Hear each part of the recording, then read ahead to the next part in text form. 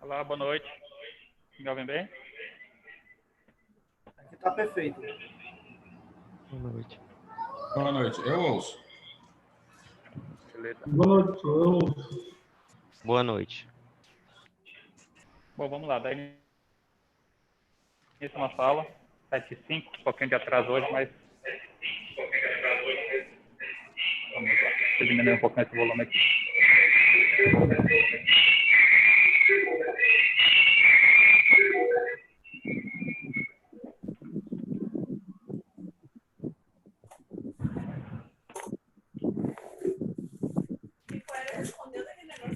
Bom, vamos lá. Hoje a gente vai dar uma revisadinha, aproveitando aqui que a gente está em sala de aula aí no online, uma revisãozinha sobre riscos, depois que vocês fizeram o exercício. Né? Alguns colegas entraram em contato com algumas dúvidas, então a gente também vai aproveitar para esclarecer para todos essas dúvidas sobre os exercícios. E depois a gente vai falar um pouquinho sobre a parte de qualidade mesmo, parte introdutória. E amanhã a gente vai falar sobre as ferramentas, aí um pouquinho mais, trazendo para o lado um pouquinho mais prático. Então hoje vai ser um pouquinho mais de teoria sobre qualidade, e aí amanhã a gente entra nas ferramentas e a videoconferência a gente consolida isso na quarta-feira. Tá? Então, hoje e amanhã a aula presencial e com a transmissão online, e na quarta-feira somente na videoconferência normalmente, como foi na primeira, ok? Senhores, essa é uma pergunta que eu fiz para vocês no início, que é quais foram os riscos que a gente correu hoje. Né? Todos os dias a gente corre riscos diferentes. Risco de ser assaltado, ou um risco positivo de ser promovido, o risco de descobrir que a sua esposa ou você mesmo está grávida, risco de eu sofrer um acidente no trabalho ou dentro de um banheiro. Então, a gente tem diversos eventos incertos que a gente corre no decorrer do nosso dia a dia. Acho que vai ficar melhor se desligar aqui, né? Que a gente passa no dia a dia, que nos coloca em ameaças ou em oportunidades. Né? E a ideia do gerenciamento de riscos em projetos é que a gente consiga gerenciar esses eventos, né? Que eu consiga perceber quais são os eventos que me causam muito impacto negativo ou muito impacto negativo e otimizar o controle deles no decorrer do meu processo. Então, em riscos é um processo interativo, como a gente fez lá no exercício. Então, a gente viu lá no exercício que a gente primeiro vai identificar os riscos, depois a gente vai analisá-los e depois a gente vai fazer um plano de respostas aos riscos.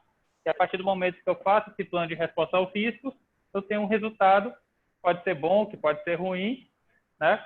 Mas que me dá um retorno. E a partir desse retorno, esse risco ele pode ter sido totalmente tratado ou pode ter sido criado outros riscos, ter surgido riscos residuais e com isso o ciclo continua, né? Então, se cada um de nós aqui identificou 10 riscos do ponto de vista de aniversário, alguns repetidos ou não, né, eu teria aí cerca de 500 riscos só para uma festa de aniversário, que é um evento relativamente simples, né? É um projeto relativamente simples. Para quem trabalha com isso, na verdade, até certo ponto, repetitivo, né? Ele pode, para quem é uma empresa de preparação de eventos, aqueles riscos eles são recorrentes, então acaba ganhando mais maturidade e simplifica um pouquinho esse processo conforme a experiência. Né? Mas gerenciar 500 riscos não é nada trivial. Né? E é por isso que a gente passa por uma análise, a gente faz uma peneirinha ali, a gente dá uma filtrada, e com isso a gente tenta minimizar o meu leque de opções, onde eu tenho que, de fato, focar as minhas atenções. Até porque, via de regra, a gente, como gerente de projetos, a gente não vai somente olhar riscos, a gente tem que fazer o quê? Executar o projeto em si, né? Então, imagina, se eu ficar olhando para um mapa de aniversário, ficar olhando só risco, eu vou acabar não fazendo a festa. Vou ficar olhando só para os 500 riscos, vendo que vai dar de errado e não faço o que tem que fazer. Né? Então, eu tenho que usar as técnicas adequadas para conseguir gerenciar esse processo. E aí, lá na parte de identificação de riscos, né, a gente ir exercitando e diferenciando o que é o risco da causa e o que é o efeito, eu pedi para a gente sempre escrever os riscos com essa observância aqui, de ter o tal do CRE, né? Causa, risco e efeito. A ideia desse exercício é que muitas vezes a gente confunde o que é o risco em si. Né? Até na nossa videoconferência, a gente conversando aqui com com um colega, esqueci agora com quem foi o colega, mas a gente viu que o mesmo risco ele pode ter um efeito positivo ou negativo, né? Então é importante eu entender o risco como um todo para saber como que eu vou tratá-lo como que eu estou vendo aquele risco. Então, eu fazer o risco de uma parceria, né, que foi o exemplo que a gente deu na videoconferência, então está faltando ar aqui, mas é da máscara, eu estou só para tirar aqui, mas vou respeitá-los. Não é fácil dar aula com a máscara aqui. Então, ao fazer uma parceria, por exemplo, ao chamar um sócio para o meu negócio, o efeito que eu vejo é um efeito positivo. Eu vou trazer a experiência dele, vou trazer o dinheiro dele para o meu negócio, para a minha ideia, né? Mas, ao mesmo tempo, também eu posso minimizar os meus riscos, a minha perda financeira. Então, de acordo com o meu efeito, eu vou tratar ele de maneira diferente. Sentiram dificuldade aí de escrever nessa estrutura de causa, risco e efeito? Quem fez o exercício aí tem alguma dificuldade em relação a isso? Tranquilo? Foi um pouco chato, mas deu para fazer. Sou sincero.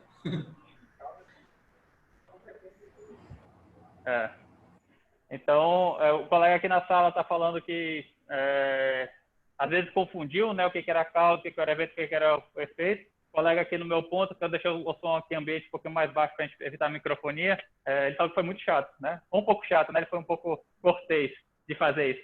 Às vezes é repetitivo, né? Então você fica toda hora lá, pô, causa, risco e efeito. Então quando você já sabe o risco de uma maneira mais clara, isso acaba realmente só sendo muito prolixo, né? Então, no dia a dia, senhores, quando a gente vai fazer nossos planos, via de regra, a gente só fala realmente qual é o evento incerto, tá? A causa e as consequências, elas são de uma maneira mais implícita. Mas nesse primeiro momento que a gente está fazendo, né, a ideia é que realmente a gente minimize essas dúvidas.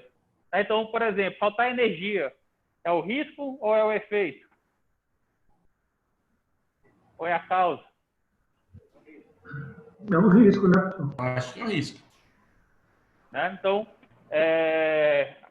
para mim aqui, para o caso que ele falou aqui no meu ponto, é um risco, né? A falta de energia, ela é o evento incerto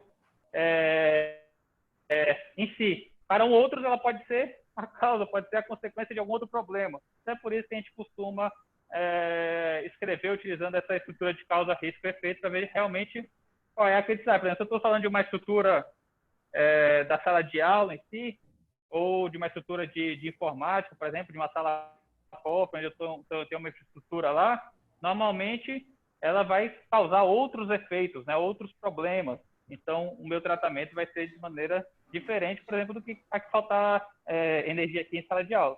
Né? Se faltar energia aqui hoje, por exemplo, somente quem está presente aqui que vai conseguir continuar com a aula, né? Que aí vai cair a internet, vai cair o restante, e quem está no online tem um impacto maior do que quem tem aqui na sala de aula.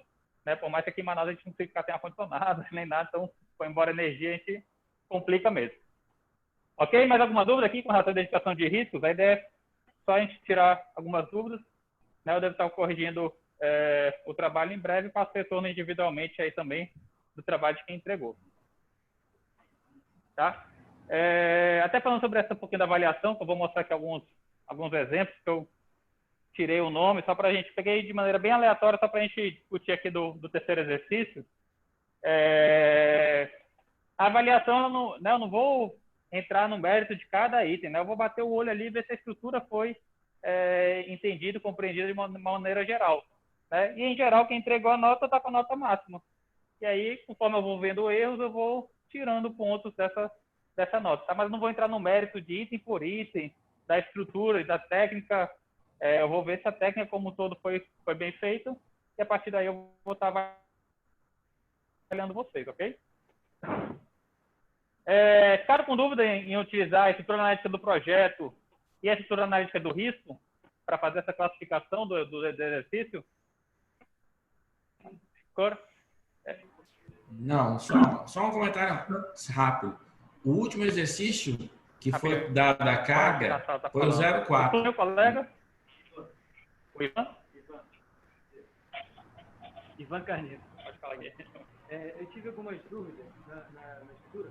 porque me parecia repetitivo em subitens, em locais em itens diferentes, mas o mesmo item, orçamento, a classificação de orçamento com a classificação de pagamento, com a classificação que me parecia tudo ser a mesma coisa. O orçamento com o pagamento ser o mesmo risco. Se eu não tiver o dinheiro, eu não vou conseguir cumprir um orçamento. Eu não vou ter nenhum orçamento. Eu tenho uma previsão de orçamento, mas se eu não conseguir o recurso, não tenho. E, por consequência, também eu não consigo fazer pagamento. Eu tive vários... Normalmente era nessa linha do... Achava dúbia algumas classificações, né? Quando falava em dinheiro, tinha essa situação de dúbia de interpretação. Eu poderia praticamente classificar nas duas. Entendi. Não tem problema em classificar em escolher uma das duas, né? A gente não vai classificar nas duas porque a ideia não é essa. A estrutura analítica de riscos que eu coloquei para vocês, ela é uma estrutura analítica de riscos genérica, né? Ela não é voltada para eventos em si. Então, na verdade, quando a gente tem dentro da nossa organização, essa estrutura analítica de riscos ela é adequada para a nossa realidade, né? Então, minha empresa lá, que é um setor público, vai ser diferente de alguém que trabalha com petróleo, ou de alguém que trabalha com serviços, ou de alguém que trabalha com varejo, né? Então, essa adequação dessa estrutura analítica de riscos, essa classificação, ela vai ocorrer lá no meu plano de gerenciamento de riscos e vai se adequar a cada tema. Eu até falei para o colega aqui que, normalmente, esse exercício, eu deixo o projeto livre para você escolher o projeto que quiser, né? Então, por isso eu deixei essa classificação de estrutura de riscos genérica, porque normalmente esse de festa de aniversário a gente faz em sala de aula, né? E aí eu passo para vocês um outro exercício de assunto livre. Como a gente não teve a oportunidade de fazer em sala de aula, eu acabei optando por escolher um projeto único para todo mundo, tá? Então, o ideal teria sido que essa adaptação da estrutura de risco fosse somente para eventos. Aí a classificação seria um pouquinho mais clara, menos dúbia, tá? Quando vocês fizeram essa dedicação, vocês primeiro dedicavam o risco ou vocês foram na estrutura de tentar escolher a primeira caixinha para depois categorizar, para só depois pensar no risco? Ou vocês primeiro achavam o risco e depois tentavam classificar? Qual foi a maioria aí? A primeira aqui na sala de aula e aí eu escuto vocês no online. Primeiro olhava o risco mesmo e depois classificava, né? Você também, Ivan? Não, eu tentei... Seguir a ordem. Eu tentei pegar uma de cada, né? Até para ter dificuldade ou esse conceito, então, eu peguei a ordem de cada evento do evento geral, do processo geral, tentei ver qual o risco para cada um. Legal. Chegou a fazer exercício? Não, né? Tá. Aí no online, vocês fizeram primeiro o risco, primeiro a classificação. Como é que foi a escolha de vocês aí? Alguém pode dar a experiência? Estão me escutando? Oi, Everton. Fala. Eu fiz primeiro os riscos, né? Depois eu classifiquei. Então, eu já fiz ao contrário. Risco, depois classificar.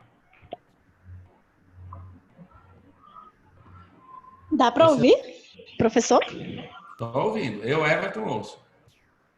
Não sei se eles lá ouvem, lá na sala. Estamos ouvindo vocês. Então, é Cleide. Eu primeiro peguei a EAP e fui olhando a classificação dela, né? Conforme o exemplo. Aí, com a classificação, eu identifiquei o risco. Por exemplo, do local. Eu peguei lá local e qualidade, um exemplo. Aí eu peguei e identifiquei o risco. Perfeito. Eu olhava a EAP primeiro. Legal. A ideia, como eu falei para vocês, a gente utilizar a EAP e de fazer a categorização, é a gente ter uma uniformização, né? A gente conseguir... Está dando eco para vocês? Está dando eco? Não. Não, né?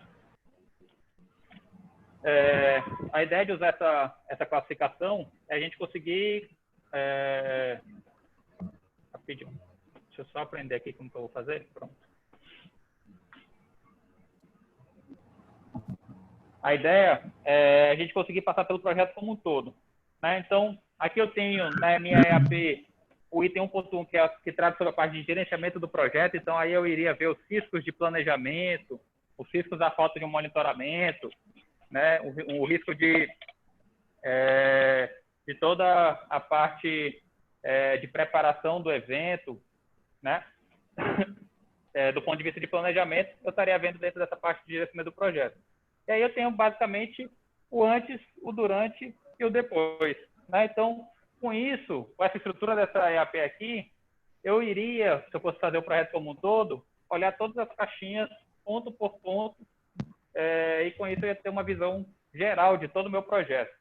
Né? Então, imagina que eu tivesse aqui uma equipe de 10 pessoas para fazer esse projeto, se eu não tivesse uma organização de caixinha por caixinha, ia ser um grande brainstorm. E tem seus lados positivos, mas é uma confusão. Imagina eu ter 500 sendo identificados sobre diversos assuntos.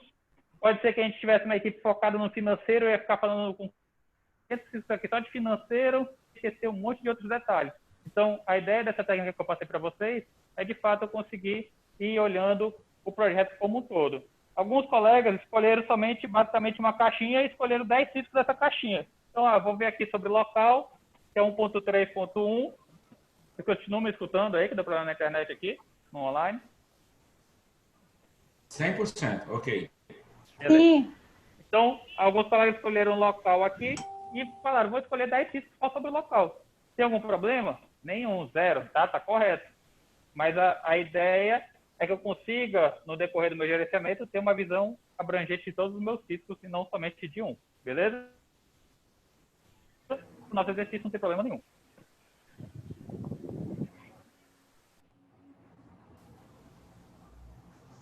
A parte de análise de riscos, que foi o segundo exercício, né, ele talvez seja o mais simples, né? Do ponto de vista de exercício, de estrutura. Né? Mas, na verdade, é onde tem mais objetividade. Né? Onde tem gente que achou que é um buffet ter comida estragada, tem baixo impacto, tem gente que acha que é médio impacto, tem gente que acha que é alto impacto. Né? Como que eu mensuro isso? Como que eu chego num acordo em relação a isso? Normalmente, essas análises, quando ela envolve mais de uma pessoa, né, existe uma reunião para fazer esse encontro mediado pelo gerente do projeto, onde vai tentar chegar no acordo. E aí eu tenho várias técnicas para tentar chegar nesse acordo, de acordo com a criticidade do projeto, do risco. Então, não vou chegar em consenso em todos os meus riscos. De novo, posso ter mais de 500 riscos. E aí eu não vou ficar buscando consenso para risco. Né? Eu pego aqueles mais impactantes, aqueles mais relevantes, e vou fazer uma análise, fazer uma reunião para tratar sobre esses riscos. E aí vai ter uma reunião com dinâmico, mediação, normalmente usando post-it para ter interação, né? Mas nada mais é do que um brainstorm com o mediador. Via de regra, essa técnica que é utilizada.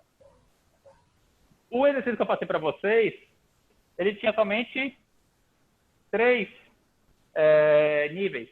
Ou o risco era de baixo impacto, médio impacto ou alto impacto, e baixa, média e alta probabilidade. Né? Com isso, eu tinha, então, uma matriz com um quadrante de 9 caixinhas. Né?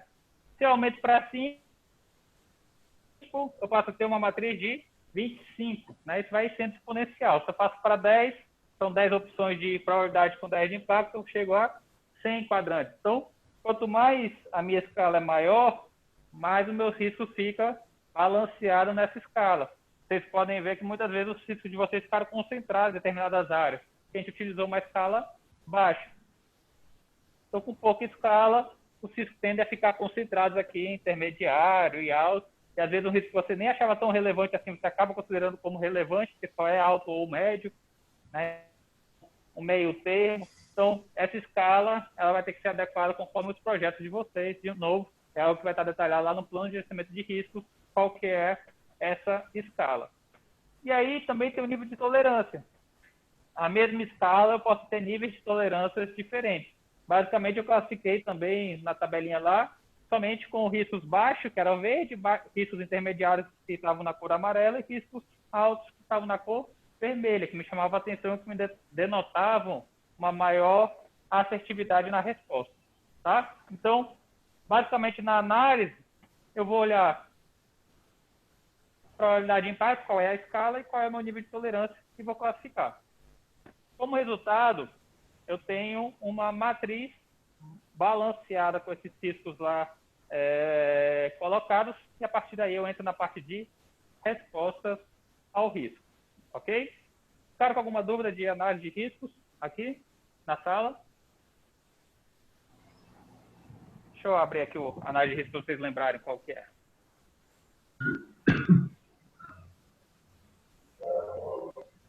Colegas que estão na internet, ficaram com alguma dúvida no exercício? Não. Normal, professor. Exercício mais simples, né?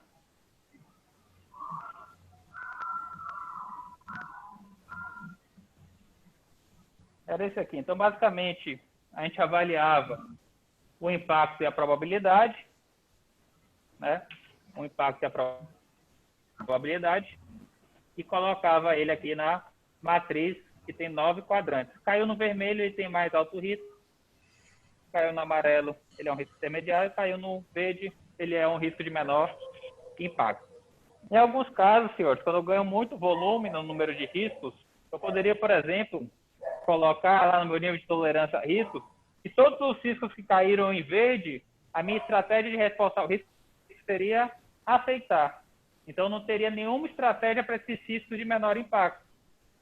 Então, no exercício que a gente fez, mesmo que caiu aí no verde, via de regra, vocês foram lá e trataram, mitigaram, evitaram, fizeram alguma ação para esse risco, tá?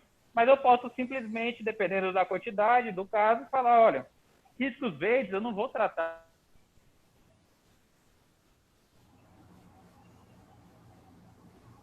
Ou não. Beleza? Dúvidas?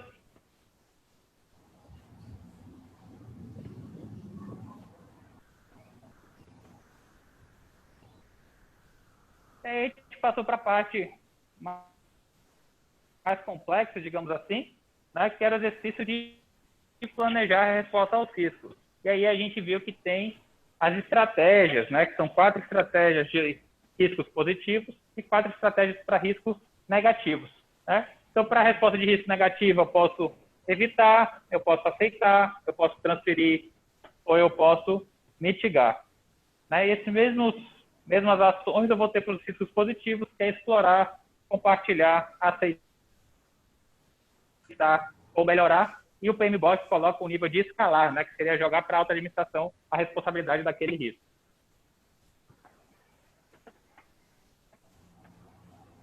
Senhores, no plano de resposta aos riscos, ficaram alguma dúvida? Eu vou mostrar aqui um pouquinho para vocês sobre alguns exercícios de alguns colegas de vocês, né? Alguns podem estar online. Se quiser não se identificar, não tem problema. Eu tirei o nome de vocês, é só para a gente comentar um pouquinho dos exercícios que vocês fizeram, tá?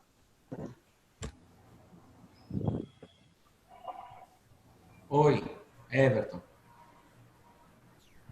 Bom, peguei aqui 3 trabalhos para a gente dar uma analisada. Tá? Então, o colega aqui colocou, por exemplo, o risco 3, eu não vou ter a identificação dos riscos aqui, só para a gente ver a estrutura. Então, por exemplo, o risco 3 aqui ele colocou, servir os alimentos no horário determinado é o gatilho, ponto de controle. E a resposta do plano de ação dele é ter outra mesa reservada para evitar a falta de alimentos. Tá? Eu não tenho aqui qual é o risco que ele colocou, e não é a ideia agora, mas me parece que esse risco que ele colocou seria um risco de ou atrasar esse alimento ou faltar alimento, já que a resposta dele é ter outra mesa reservada. Né? Então, a princípio, me parece ser um risco negativo, já que meu evento aqui não está sendo para ser positivo. Né? Então, o risco, a estratégia de explorar, via de regra, para um risco positivo. Tá? Eu estou só, quando eu for corrigir, eu vou fazer o trabalho como um todo, tá? Mas só olhando aqui o resultado, me parece que aqui é um efeito negativo e eu estou colocando uma estratégia positiva para isso. Então, provavelmente aqui a gente deve ter alguma incompreensão, seja na resposta ou seja aqui na estratégia. Senhores, vocês entenderam? E o objetivo principal aqui é eu explicar esse tal do gatilho para vocês. Vocês entenderam o que é o gatilho, o ponto de controle? Ficaram com dúvida o que é isso? Podia dar uma explicação rápida, professor, do gatilho? Isso, colega aqui na sala, como é que é o nome? Wilson. O Wilson falou que é o momento que começa a ação, né? Que começa o resultado. É exatamente isso. Então, por isso é um gatilho, né? Como se fosse o disparo de uma arma, né? Então, a partir do momento que a resposta ao risco ela é lançada, a partir do momento que a gente vai colocar em prática. Então, imagine que a gente faz um planejamento desse e eu fico monitorando esses gatilhos, e aí podem ser gatilhos através de indicadores, né, números que vão aparecer, que eu vou colocar no dashboard, ou pode ser eventos desse tipo, que eu vou ter que ficar monitorando dentro da minha equipe. Então, provavelmente, eu vou ter que ter alguém gerenciando se esses eventos vieram a acontecer. A partir do momento que esse evento, que esse gatilho acontece, eu tenho que colocar o meu plano de ação para funcionar. Então, imagina lá que eu tenho a chance de chover e eu posso ter o gatilho em que momento? Eu posso ter um gatilho de verificar a previsão de tempo antes do evento acontecer, 48 horas antes. Então, por exemplo, 48 horas antes, eu vou lá e vejo se tem a previsão de chuva. E se essa previsão for de 80%, eu já coloco em ação meu plano de ação. Ou eu posso ter um gatilho de falar o seguinte: não, vou colocar meu plano de ação somente quando cair a primeira gota. Então, veja que o gatilho ele pode ter momentos diferentes. Eu tenho um momento muito mais preventivo, que é eu analisar isso antes, ou eu posso ter um momento ali quando está virando um problema já, né? Imagina, você está lá no meio da festa e começa a chover, e aí você vai colocar seu plano de ação para funcionar. Pode acontecer? Pode. Então, o gatilho vai falar, né, qual é o momento que você vai colocar a sua ação para acontecer. Se você professor, deixa muito perto para quando já virou um problema, lógico que... Pois não. Se fosse uma premissa, o gatilho, eu poderia entender como se fosse uma premissa?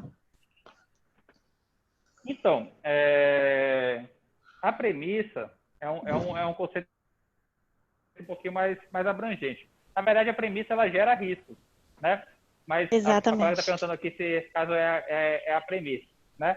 A premissa é o seguinte: quando eu estou planejando o meu projeto, tem algumas situações que eu tomo como verdade, mesmo se eu ter controle sobre ela, né? Esse caso de chover é algo que está fora do meu controle como agente de projeto, então acaba confundindo mesmo. Então, assim, a partir da premissa que eu coloquei que não vai chover naquele dia, né, isso vira um risco de chover, eu tenho um problema. Então, a premissa, todas as premissas me derivam de riscos mesmo, tá? Mas o gatilho não é uma premissa, não. Não, né? É que esse exemplo aqui, os alimentos deverão ter o mesmo paladar de degustação para todos. Parece uma premissa, né? Qual? Esse exemplo do 4, R4. O R4, né? Deveria ter o mesmo paladar de degustação para todos. Pois é, esses gatilhos aqui, via de regra, tá? E aí o colega que fez, depois eu vou estar dando esse retorno, não me parece os momentos, não está muito claro aqui qual é o momento que vai conseguir colocar isso, né? Na verdade, o conceito aqui não foi assimilado, por isso que eu acabei pegando esse exemplo aqui. Então, esses gatilhos aqui a gente não vai pegar como referência, não, tá? Então, na verdade, o gatilho tem que ser assim: o momento que eu vou colocar para acontecer a minha resposta ao plano de ação, né? Então, aqui está parecendo ser uma ação preventiva, né? Mas não é um momento, ó. Verificar outros bufês de festa renomados conhecidos da cidade. Não está sendo aqui um ponto de controle, um momento que eu consiga verificar. Aqui está sendo uma ação também. Então, isso aqui, na verdade, faz parte de um plano de resposta de ação também. Tá? Esse primeiro aqui que eu estou falando agora, tá, senhores? Acabei que eu estou mostrando aqui no point e para vocês não estar indo aí. Então, todos os gatilhos que ele colocou aqui, via de regra, me parecem ser ações também. Então, está faltando qual que é realmente o ponto de controle, o que realmente eu quero aqui. Então, a ideia do ponto de controle é eu ter os momentos, os gatilhos, os pontos, a partir de que momento eu vou colocar a minha ação para funcionar. Vai ser antes da festa, vai ser depois da festa, conforme for o caso, tá? A gente vai ver 3 exercícios desses. Alguns podem ser que seja mais correto e a gente coloca. Então, aqui, senhores, eu planejei. E aí, quando eu planejo, em alguns casos, eu tomo as ações antes de acontecer a festa, eu tomo ações preventivas, em outros casos eu vou monitorar lá até a festa acontecer. Eu estou fazendo aqui uma suposição, nesse exercício 2, que a gente já teve alguma resposta ao cisco, que a gente já colocou em prática alguns ciscos. Então, quando eu falei lá no meu planejamento que eu ia, por exemplo, evitar um risco, ou que eu ia mitigar um risco, via de regra, isso já me causa resultados diferentes. Então, a ideia aqui é assim: a partir do momento que eu planejei, que eu fiz a resposta aos ciscos, que eu entrei de fato na execução do meu projeto, o que aconteceu com aquele meu planejamento? Então, é como se aqui no primeiro eu estivesse planejando e aqui eu já tivesse uma parte de monitoramento e controle, tá? Então, a ideia aqui do exercício é que a gente tenha passado pela execução, né? E com isso, alguns riscos são tratados. E quando os riscos são tratados, eles deixam de existir no meu planejamento. Por isso que o monitoramento e controle é vivo. Eu estou o tempo todo riscos sendo tratados, e aí eles somem do meu planejamento, né? Eles somem do meu radar, e outros riscos nascendo derivados daquele, outros riscos sendo identificados, e isso vai sendo uma corrente que não para. Tá? Então, a ideia aqui do exercício 2 é que é simular que eu já entrei em execução do meu projeto e eu estou monitorando o que está acontecendo com meus riscos. Quais são as interações que estão acontecendo? Ou seja, o processo é vivo. Né? Não vai ser aqueles 10 riscos para o resto da minha vida. Então, alguns vão nascer, outros vão morrer, outros vão deixar de existir. Então, essa que é a ideia do exercício 2. Então, o que eu estou considerando aqui? O colega considerou que 6 riscos, ele conseguiu, dos 10 que ele identificou, 6 riscos ele conseguiu tratar. Então, ele fez alguns ajustes e conseguiu alguns resultados com esses ajustes. E por que esse resultado é importante? Porque esse resultado pode me gerar riscos secundários e outros riscos nascerem. Então, quando eu olho esse resultado aqui, eu tenho que verificar se realmente aquele problema foi resolvido de uma vez por todas ou se outros riscos nasceram. E com isso, eu coloco de novo lá, volto para a identificação, vou identificar aquele risco. Né? Então, aquele resultado me gerou algum risco novo? Qual foi o risco novo? Qual foi o impacto e a probabilidade dele acontecer? Faço a análise dele. Faço uma resposta ao risco de novo. E com isso eu vou fazendo esse círculo, né? Como se fosse eu até comparo muito com o ciclo PDCA, né? Como se fosse um PDCA que a gente está mais, de regra a gente conhece mais. Planejo, coloco para agir, vou lá, verifico e fico rodando essa roda de gerenciamento de risco o tempo todo. E se ele tratou 6, continuam existindo mais 4. E aí o que acontece, senhores? Esses riscos que continuam, ou seja, que ele continua no meu radar, eu tenho que ter dinheiro para ele. E aí a gente tem uma reserva no orçamento, a gente deve ter, normalmente não é muito comum se deixar uma reserva para esse fim. Normalmente quando a gente tem um prazo de 100 mil reais, a gente planeja gastar 100 mil. E aí eu fico sem margem para manobra. Então o correto seria, ter 100 mil para gastar, meu orçamento do meu projeto tem que ser uns 90 mil, tenho que ter 5 mil para reserva gerencial, 5 mil para resolver meus riscos. Reserva de contingência, né? Então, esse seria o modelo mais correto. Porque se eu já planejo gastar 100%, qualquer problema que acontecer, eu já sei que eu estourei meu orçamento. Né? Então, por isso que a gente tem o que a gente chama aqui de reserva de contingência. Então, esse orçamento, a minha peça lá, por exemplo, ia custar 100 mil reais ou ia gastar 90 mil reais, eu falo assim, olha, não, vou deixar 10 mil para reserva de contingência. O que é reserva de contingência? É o dinheiro para tratar os meus riscos, aqueles riscos que estão no radar. Então, tinha 4 riscos aqui que continuaram, né? E esses riscos eu vou reservar um dinheiro para ele. Por exemplo, o colega que colocou que gasto com convidados inesperados. Estourou o limite de convidados lá, o buffet vai ter que ser ressarcido. Ele deixou uma reserva de R$1.000 para esses convidados inesperados. Ele podia tratar isso de uma outra maneira, colocando senha, por exemplo, né, fazendo um controle de senha adequado, da reserva dos convidados, e de regra eu não ia ter gasto com convidados inesperados, não ia estourar isso daí. E aí esse risco deixaria de existir, ele nem ficaria aqui no meu radar mais. Ok? Entende o processo? Então, assim, para um mesmo risco eu tenho várias formas, às vezes eu não tenho dinheiro para fazer senha. Aí eu tenho que manter esse risco mesmo e aceitar. Tá? Então, o dinheiro também influencia no meu tratamento ao risco. Dúvidas? Peguei um outro exemplo aqui de um outro colega. Ó, esse aqui, você já entende melhor como controlar. Então, esse gatilho aqui parece-me mais correto. Está olhando aqui de maneira mais simples. Então, quando que eu vou colocar meu plano de ação? No R4 aqui, 72 horas antes da festa. Então, 72 horas antes da festa, o que eu tenho que fazer? Solicitar com os 3 diferentes buffets para realizar a degustação. Então, eu tenho que fazer essa ação antes da festa acontecer. R3, 48 horas antes do início da festa, eu tenho que ligar para os convidados para confirmar a presença. Então, é uma ação que eu já faço, já vai entrar na minha execução antes da festa acontecer. Vai entrar, inclusive, no meu escopo do meu projeto já para fazer essa ação aqui. Vamos acompanhar essa R3 e R4 aqui que aconteceu, então. Então, a R3 aqui, provavelmente, é o risco de não terem todos os convidados participando.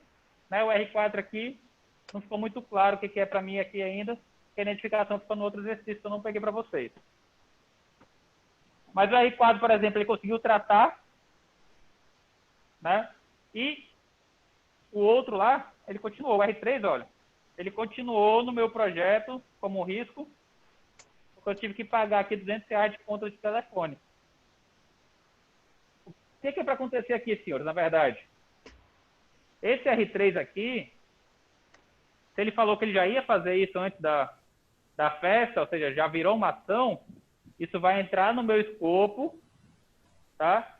E esse dinheiro necessário para a conta do telefone já vai ter que entrar no orçamento do meu projeto, e não na reserva de contingência, como ficou aqui no exercício, tá? Então, esse risco, ele não vai ficar sendo monitorado mais, porque você já vai matar ele. Ele já vai deixar de existir, porque você já vai resolver ele. Ok? Entenderam? Aqui ele não é um risco residual, ele já foi um risco tratado. Ou seja, isso aqui já entrou no meu escopo do meu projeto, eu já fiz essa ação e ela já deixa de ser esse risco, ele deixa de existir. Tá? Então, ele não...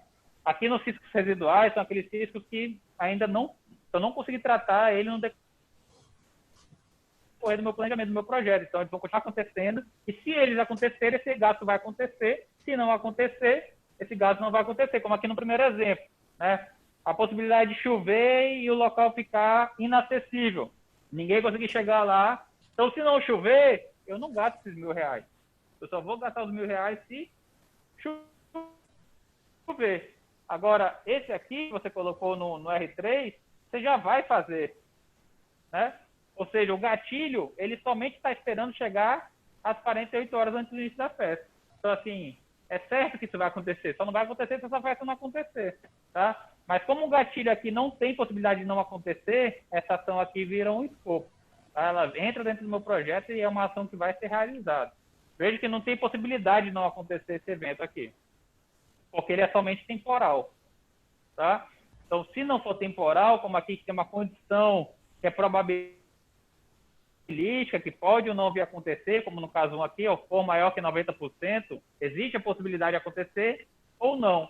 Então, essa ação só vai ser colocada se for maior que 90% de chance de chuva.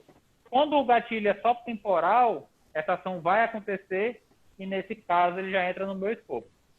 Entenderam as interações aí, senhores? As integrações entre as áreas? Aqui a gente está falando de risco, mas eu já estou falando de escopo, já estou falando que isso vai entrar na parte de custos, né? Então, por isso que a gente tem aquele gerenciamento da integração, porque isso tudo vai fazendo encaixe, uma ação vai encaixando na outra. O mesmo vai acontecer com qualidade quando a gente for falar de qualidade também. Os riscos, os controles de qualidade influenciam o projeto, influenciam custo, influenciam escopo e tudo mais. E, por fim, senhores, um outro exercício. Esse aqui que me chamou a atenção foi isso aqui, ó. O resultado. Então, tinha os riscos, eu tratei e o resultado foi eficaz, eficaz, eficaz, eficaz, eficaz, eficaz, eficaz, eficaz. O que é resultado eficaz, senhores?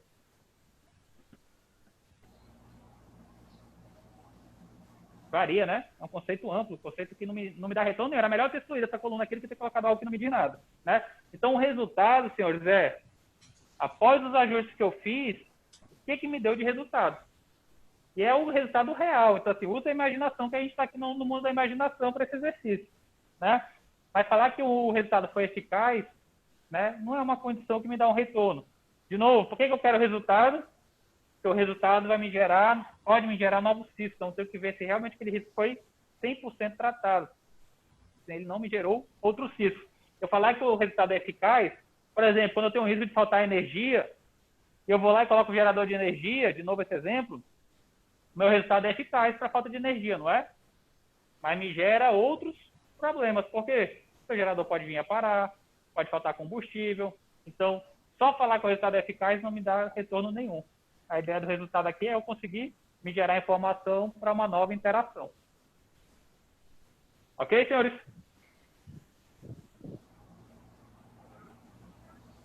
Quem é os exercícios aqui, senhores? Não precisa ficar com grande preocupação, tá? Peguei, como eu disse, de maneira bem aleatória, só para a gente comentar aqui em sala de aula. A gente não teve oportunidade de fazer essa interação no decorrer da sala de aula.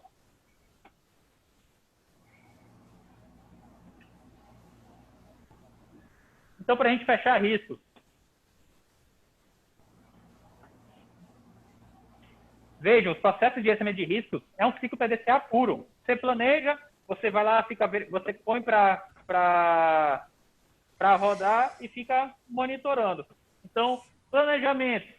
Eu vou planejar o gerenciamento de riscos, essa parte do meu plano, onde eu vou colocar as coisas subjetivas, uma espécie de contrato do meu gerenciamento de riscos, né?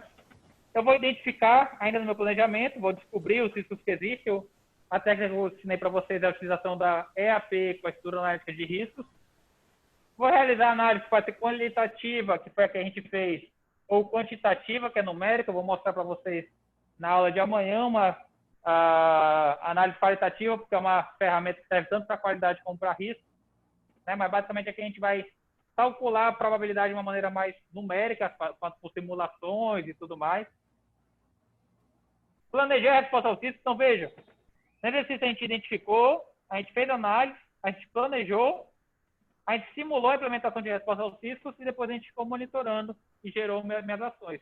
Então, a gente passou por todos esses processos do PMBOK, do gerenciamento de riscos, de análise de riscos, né, em 3 exercícios. E 3 exercícios relativamente simples, mas que me dá essa visão como um todo. E aí, de acordo com a minha maturidade, com a minha complexidade, essa complexidade desses exercícios podem vir a aumentar, né? Quanto mais procedimento eu tiver dentro da minha empresa, mais análise de conformidade eu tenho que ver, mais análise de risco eu tenho que fazer, mais compliance eu tenho que fazer. Então, o gerenciamento de risco ele vai variar de acordo com a maturidade da minha empresa.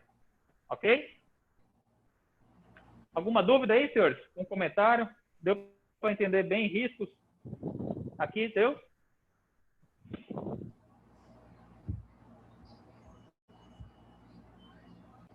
Colegas que estão aí no online, ficou alguma dúvida? Não, professor. Só porque eu falei mal do exercício de vocês estão chateados aí, né? É brincadeira, senhores. A ideia é a gente... É confuso. A gente conseguir... É como eu falei, esse exercício, o planejamento dele era que a gente fizesse em conjunto aqui em sala de aula. Lógico, cada um fazendo o seu, mas que a gente fosse discutindo esses pontos em sala de aula. Por isso que eu trouxe para a aula de hoje aqui, que não era o foco, já que hoje a gente ia tratar somente de qualidade. Tá? Mas é para a gente ter um feedback desse exercício que eu vou passar individualmente para alguns de vocês, mas aqui eu fiz o feedback geral do que cada campo daquele da resposta aos riscos a gente espera. Tá? Falando sobre qualidade, então, agora, tá, senhores? Qualidade material já está liberado para vocês na plataforma, então lá vou estar falando sobre as eras da qualidade, vou estar falando sobre o conceito de qualidade. E, basicamente, senhores, o conceito de qualidade é mais ou menos como aquela história do eficaz ali, né, que a gente viu ainda agora. O que é eficaz para um não é eficaz para outro. Então, qualidade, existem graus de qualidade diferentes, né? Existe gente que adora Guaraná Antártica e tem gente que prefere um Tuxaua. Não tem isso? É o mesmo produto, são Guaraná, são refrigerantes, né? Tem gente que prefere o Gold, tem gente que prefere o champanhe. E eu vou falar que um tem mais qualidade que o outro. Eu vou falar que uma Coca-Cola tem mais qualidade do que um Guaraná Antártico ou de um Tuxaua, por quais critérios? Né? Então, basicamente, qualidade, o conceito principal é que existem, na verdade, graus de qualidade. E a qualidade nada mais é do que a conformidade com seus padrões. Então, assim, ele está adequado ao uso, né? Ou seja, aquele refrigerante ele pode ser consumido. Então, se ele pode ser consumido, ele tem a qualidade do ponto de vista de adequação ao uso. Segundo ponto, ele atende às expectativas do cliente. Então, quando eu tomo aquele refrigerante, aquilo me satisfaz. E terceiro ponto, ele está conforme os requisitos.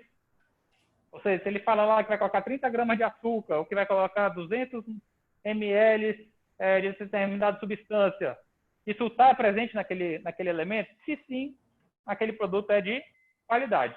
Então, eu vejo, do ponto de vista de cliente, se atende às expectativas.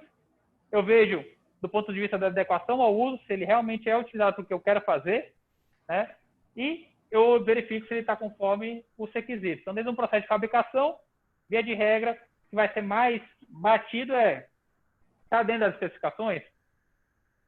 Então, se eu fiz uma caneta que tem que escrever uma linha de 50 km, ela está escrevendo 50 km, ela atende aquele requisito? Se atender, ela é de qualidade.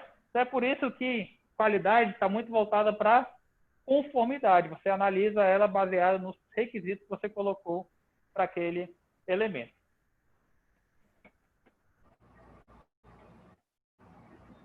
E aí, senhores, a gente tem alguns conceitos de qualidade aqui, de acordo com algumas pessoas que falaram uma frase sobre esse overview que eu falei para vocês aqui.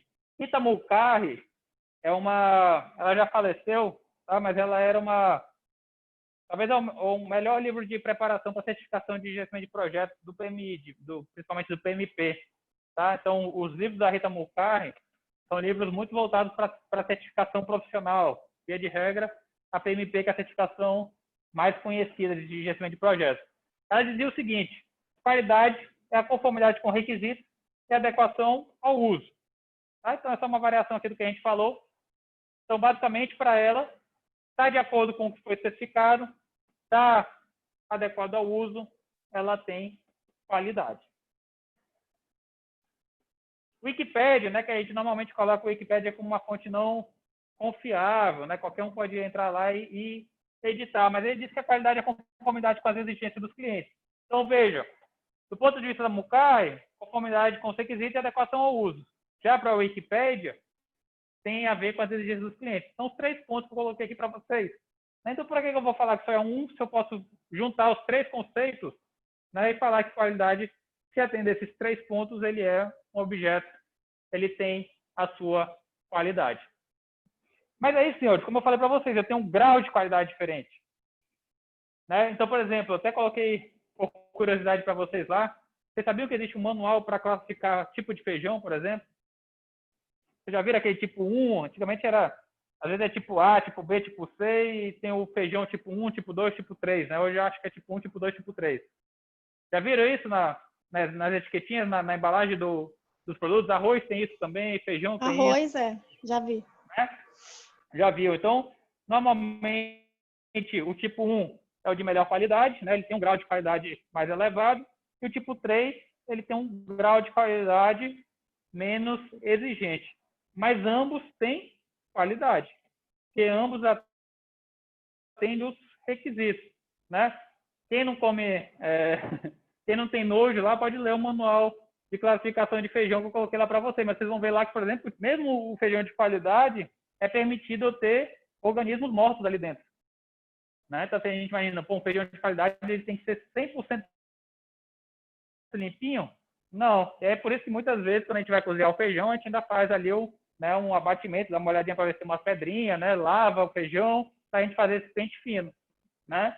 Então, vocês vendo lá no manual, tem um procedimento para classificar feijão. Então, vou ver durabilidade, vou ver se eu tenho organismo, vou ver elementos estranhos, ou seja, que não são feijão, como pedra, folhas e tudo mais. E aí, conforme esse item, eu tenho um feijão com grau de qualidade maior ou um grau de qualidade menor.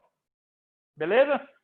Entenderam essa diferença entre o grau de qualidade e a qualidade em si? Porque normalmente a gente coloca como qualidade algo que é bom, algo que é durável. Não necessariamente é isso. A qualidade ela vai variar de acordo com o grau, de acordo com a exigência de cada um. Ok? Compreenderam? Professor? Ou não? É o Leonardo falando. Só uma contribuição, né, para todos, não sei se todos viram. Quando a gente fala em qualidade, às vezes não precisa de muita coisa sofisticada para ter qualidade, né? Eu vi em algum lugar, eu não lembro, não sei se foi no LinkedIn, Facebook, em algum lugar, um processo em um país, acho que é asiático, africano, para selecionar o tamanho das frutas, né? Então, o cara coloca vários caixotes, não sei se o pessoal está ouvindo, já viu também, ele põe vários caixotes e ele põe duas tiras de madeira. No começo, elas são mais finas, né? Elas não são retas, ela tem um distanciamento. Então, uma das pontas ela é mais fina e a outra é mais larga, que é exatamente para que ele joga a fruta, que ela é meio roliça por cima dessa coisa de madeira, e de acordo com esse dimensionamento, ele vai caindo nas caixas e o cara consegue separar as caixas de acordo mais ou menos com o tamanho, né? Então, ou seja, é uma coisa de qualidade e você vai olhar as técnicas, ela não é nada que você precisa ter uma sofisticação para você ter uma qualidade, uma segregação dos tipos de produto que você vai vender de uma forma diferenciada. Exatamente, Leonardo. Como eu vi esse vídeo, eu entendi bem o que você explicou. Amanhã talvez eu traga esse vídeo, se eu não tivesse, mas realmente viralizou aí nos últimos dias, né? Parecia um filipino, né? Alguém da Ásia realmente fazendo essa seleção de uma fruta, né? Ela só colocava lá para rolar e ele ia conversando mesmo e ia conseguindo fazer a separação, né? Aqui no Amazonas é comum a gente ter esse tipo de separação, por exemplo, para farofa, né? Para farinha do arini, né? Então tem uma farinha... Antes eu tinha a farinha do arini, eu tinha a farinha ova. Agora eu já tenho a ovinha, eu já tenho a ovinha limpa. Então eu tenho várias classificações para a mesma farinha, né? Basicamente é isso, né? Então, pode ser o nível da peneira ali. Quanto menor a peneira, mais fininha é aquela farinha. E para quem prefere, vai ter uma farinha do arininho mais redondinha, né? Mais uniforme. Mas tem muita gente que prefere ainda aquela farinha tradicional, né? Aquela que vem com pedaços grandes, pedaços pequenos, pedaços médios, a farinha raiz, né? Então, são graus de qualidade diferentes. Normalmente, essas farinhas ovinhas, elas tendem a ser mais caras do que a farinha tradicional, porque, teoricamente, eu tenho um grau de qualidade maior, né? Eu achei um nicho de mercado maior e eu cobro por isso, certo? Mas a gente pode ver que nem sempre um grau de qualidade maior vai significar necessariamente um preço maior, tá? Então, vai depender muito dessas especificações. E essa história do grau de qualidade também é interessante para a questão da ISO 9000, né, que é a ISO da qualidade. Normalmente, quando uma empresa fala que é ISO 9000, que ela é certificada, a gente imagina, pô, é uma empresa que faz bem, né, que presta bons serviços. Quando a gente vai ver na prática, a certificação ISO nada mais é do que verificar as conformidades. Então, se a empresa tem um procedimento bem simples e ela roda esse procedimento bem simples, bem feito, ela é certificada, né? Às vezes até quando o cara vai lá que vai correr atrás, quando o auditor vai lá que vai verificar se realmente aqueles procedimentos estão sendo seguidos. Aí você faz a papelada lá para inglês ver, né? O brasileiro gosta muito de fazer isso, e o cara vai lá e certifica. Por outro lado, eu sou uma empresa que tem um procedimento muito mais complexo, muito melhor do que aquela empresa, mas não sigo completamente, eu não vou ter um ISO de qualidade, mesmo que pode, né, provavelmente eu tenha um procedimento e um controle muito maior do que aquela empresa que é certificada, tá? Então, a qualidade nada mais é, nesses casos, do que análise de conformidade, que está de acordo com o que foi estabelecido, tá? Independente de aquilo ser o melhor processo do mundo ou não. Então, é uma contradição que a gente tem que sempre estar vendo.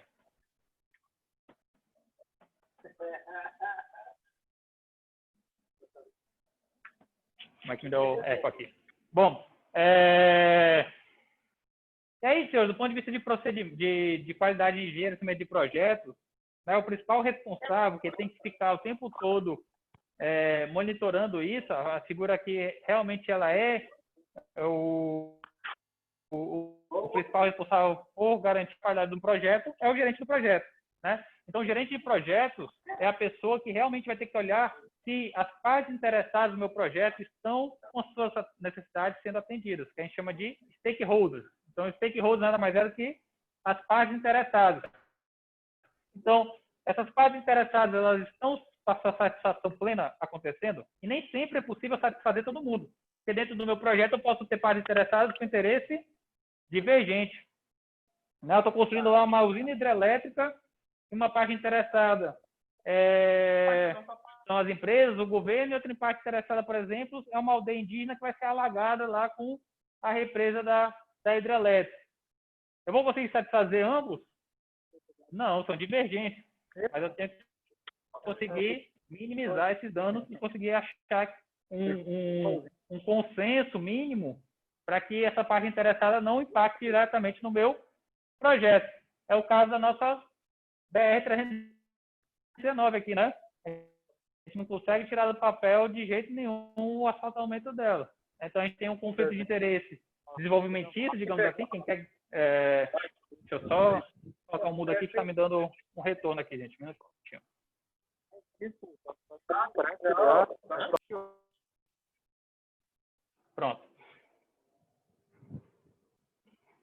Máscara, fone de ouvido, fone, é muita coisa que vai me gerenciar. A máscara aqui eu não deveria estar pegando nela, mas toda hora eu estou pegando nela aqui. Vamos lá, senhores. Então, a BR, por exemplo, 319, a gente tem a questão desenvolvimentista, que as pessoas que querem que o Manaus tenha acesso ao resto do país por via terrestre, com asfalto e tudo mais, utilizando a BR-319. E a gente tem os ambientalistas que dizem que se eu asfaltar isso, eu vou estar trazendo desenvolvimento e, consequentemente, desmatamento dessa área. E esses conflitos de interesse nunca são gerenciados. Então, fica um brigando com o outro e ninguém consegue achar um consenso. Enquanto isso, esse projeto não anda. Então, provavelmente, se a gente tivesse, de fato, um gerente de projeto focado nisso, ia tentar achar quais eram os interesses de um, quais eram os de outro, e tentar achar pontos de interesse. Lógico, senhores, que eu vou ter extremos em ambas as partes. Vai ter aquele cara que acha que tem que tacar o trator em tudo, e vai ter o cara que acha que tem que defender todas as árvores. Eu vou ter que achar o consenso mínimo aí para conseguir executar esse projeto. Ok? Ou não. Ou achar que aquele projeto realmente é inviável e matar ele de uma vez por todas e não ficar toda vez prometendo o que não consegue realizar. A gente já vai aí para talvez o 17º governo que promete fazer a BR-319, até agora nada, né? Eu nem tenho opinião formada sobre isso, tá, senhor? Assim, eu leio sobre um, eu acho que é uma coisa, eu leio sobre outro. Eu já vi, por exemplo, um projeto que deveria falar que era uma ferrovia, ou seja, que eu levaria cargas de uma maneira mais barata do que avião, mas também não permitiria o transporte de usuário, seria mais adequado, que manteria a floresta em pé, enfim. A gente vai ter várias variantes aí que deveriam ser analisadas.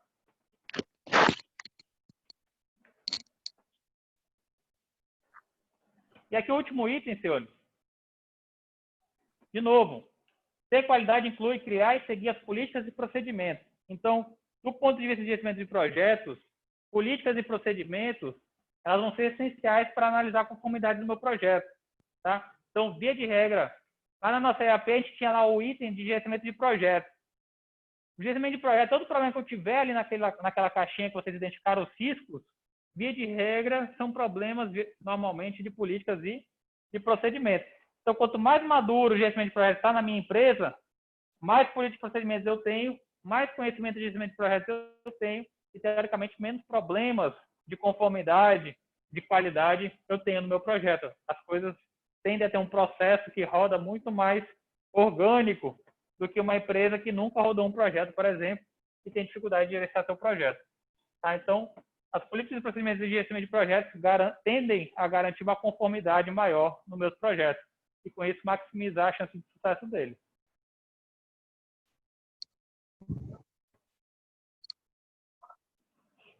Está passando aqui, acho que saiu da tela.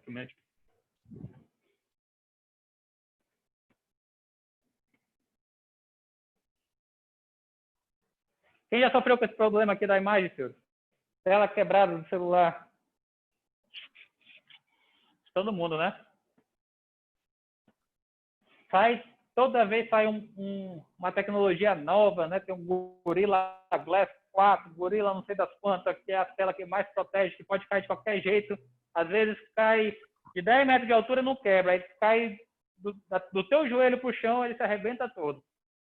Né? A gente não entende como que acontece isso. Né? Tô com a fase meu filho é pequeno e está na fase de pegar celular, né? Então, o tempo todo ele quer pegar o celular e tudo mais, e deixa cair, e até agora está sobrevivendo. Se duvidar, se eu deixar que escapulir, cair no meu sapato, ele já se arrebenta todo. Né? Mas são problemas recorrentes. Nesse caso aqui, a tecnologia tende a evoluir para minimizar esse impacto. Tem várias empresas que prometem películas inovadoras para proteger isso aí, mas, infelizmente, continua sendo um problema crítico, né? Na satisfação dos clientes, essa tela quebrada aqui o tempo todo. Eu já está toda destruída, minha película está toda destruída, riscada e tudo mais. Vou ter que trocar essa semana até. Então, senhores, quando eu tenho um processo pobre em qualidade, veja, aqui eu estou falando de alta tecnologia e, mesmo assim, eu estou gerando insatisfação o tempo todo no meu cliente. Né? Então, é um problema que talvez é maior do que a tecnologia existente ainda. Né? Até por conta muito desse problema, diminuiu a quantidade de celulares Edge, né? Que tinha as curvaturas. Né? Porque você quebrava um celular uma tela daquela, era 1.200, 1.500, 2.000 reais para você trocar só a tela, era melhor jogar fora e comprar outra, né? Então, assim, o custo da tela acabou sendo mais caro do que o próprio aparelho, praticamente. Bom, então, mesmo tendo alta tecnologia, eu posso ter insatisfação de cliente. Então, isso é consequência de um processo pobre em qualidade, ou nesse caso, de uma tecnologia inexistente, onde eu espero que o produto faça algo que ele ainda não faz. Ou seja, eu quero ter um produto que a tela não quebre, mas ainda não tenho tecnologia para isso. Então, não estou conseguindo ainda garantir a satisfação do cliente. Nesse caso, a gente está aceitando esse risco aí, né? A gente vende, sabendo que isso pode acontecer. E o que a empresa, o que a Apple, a Samsung pode fazer para minimizar isso daqui? Ela pode subsidiar as telas no mercado, por exemplo, né? Então, vender mais barato essas telas nos seus fornecedores. Ela pode fazer garantias estendidas para isso, né? Mas eu já vi muita gente com garantia estendida, por exemplo, que quando quebra a tela, o que o cara fala? Foi mau uso, né? Então, assim, a ideia é garantir a satisfação do cliente, mas virou um mercado, às vezes, mais lucrativo do que provavelmente a vida do celular, né? Hoje é difícil achar uma loja que vende só celular, mas você vê um monte de lojinha que vende só acessórios de celular, capinha, película, né, acessórios em geral para o celular, mas que vende só celular. Vocês veem ainda, tirando as grandes operadoras, dificilmente tem uma loja que vende só celular hoje, né? Então virou um mercado, né? Então derivou aí de um problema, nasceu um mercado paralelo. Muita gente fala, inclusive, por exemplo, que o mercado de secundário, por exemplo, de curso de celular, né, às vezes é mais lucrativo do que o próprio mercado primário, né? Você comprar ali na OLX um celular sem procedência, você está estimulando o aumento da criminalidade. Enfim, tem toda uma discussão a respeito disso, desse procedimento. Então, eu tenho baixo nível de satisfação de cliente com processo pobre, eu posso ter aumento dos custos, confiabilidade baixa e elevação dos meus riscos. Foram alguns cenários que a gente colocou aí para essa questão do celular com a tela quebrada.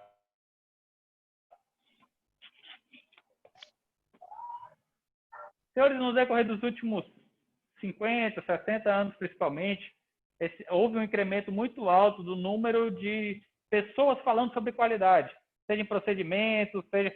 Via de regra, como a gente viu lá na evolução, essa questão da qualidade começou muito nos procedimentos fabris, dentro das empresas mesmo de fabricação, em linha de montagem, né, processos repetitivos.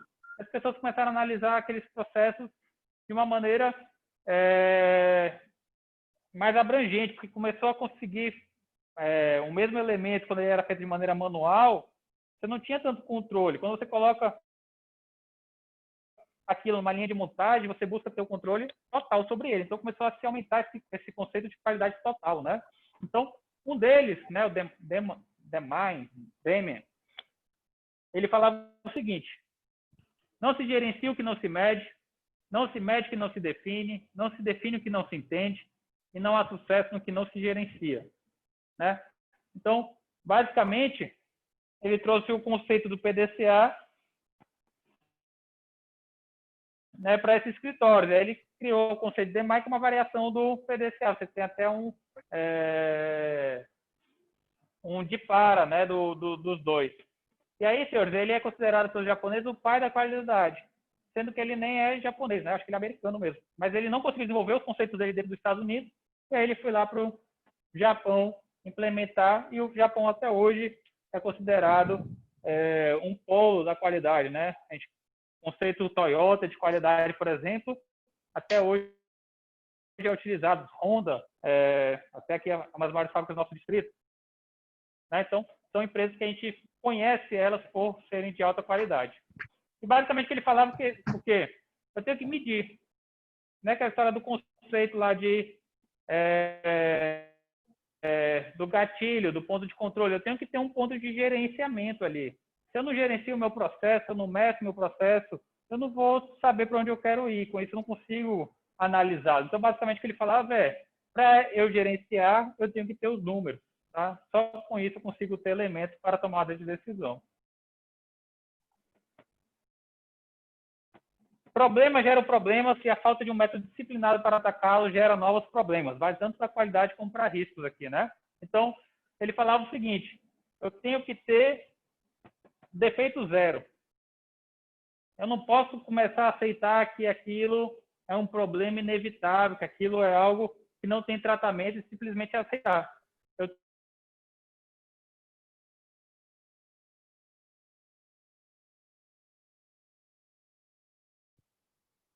lá do meu risco, né? Se eu deixo um risco acontecendo, ele me gera outros riscos, me gera outros riscos no meu procedimento.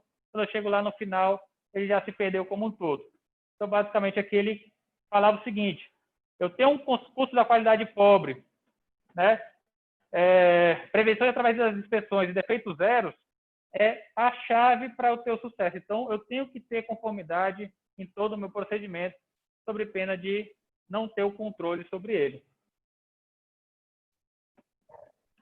Para o Joseph Juran, ele dizia o seguinte, qualidade é ausência de deficiências, né? E aí ele já era um grande fã do princípio de Pareto, 80-20, que a gente vai ver na aula de amanhã. E basicamente ele diz o seguinte, 80% dos problemas é ocasionado por 20% das causas. Então, como eu não consigo tratar tudo, eu vou nesses 20% das causas e com isso eu elimino 80% dos problemas do meu processo. Lógico, quando eu faço essa primeira vez, é muito mais fácil. Quando eu vou refinando e fazendo isso várias vezes, ganhando qualidade cada vez mais, aumentando o meu grau de qualidade, a minha exigência passa a ser cada vez mais difícil. Por isso que a gente tem uma gama de ferramentas, uma gama de especialidades e dentro das empresas, uma gama de áreas que cuidam da qualidade, né, para conseguir garantir que esse processo realmente aconteça.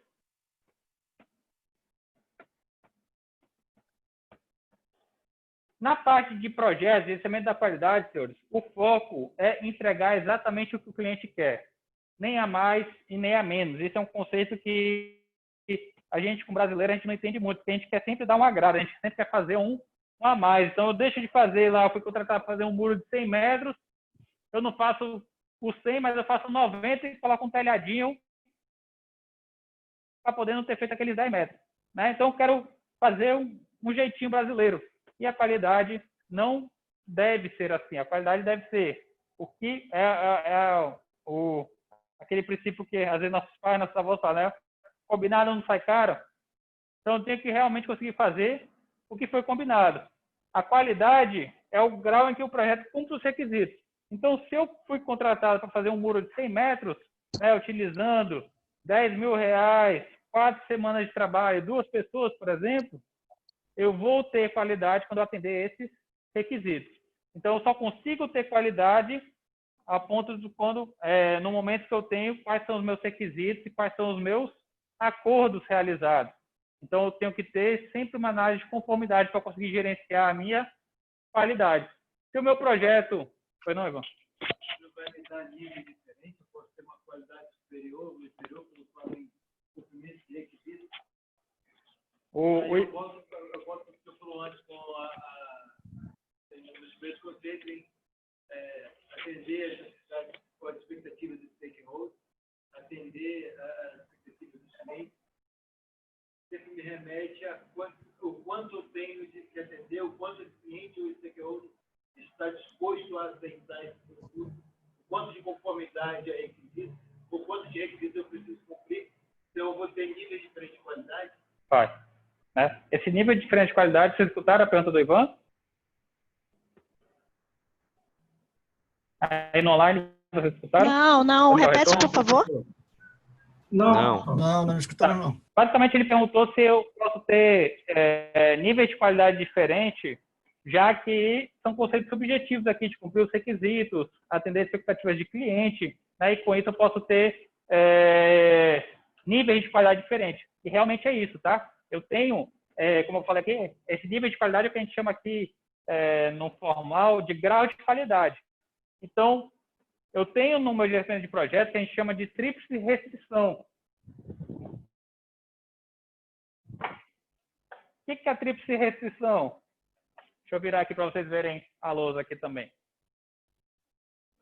Coloque para aumentar aí a minha imagem e tira um pouquinho do slide aqui quem está no online. Então, basicamente, senhores, no meu projeto, eu tenho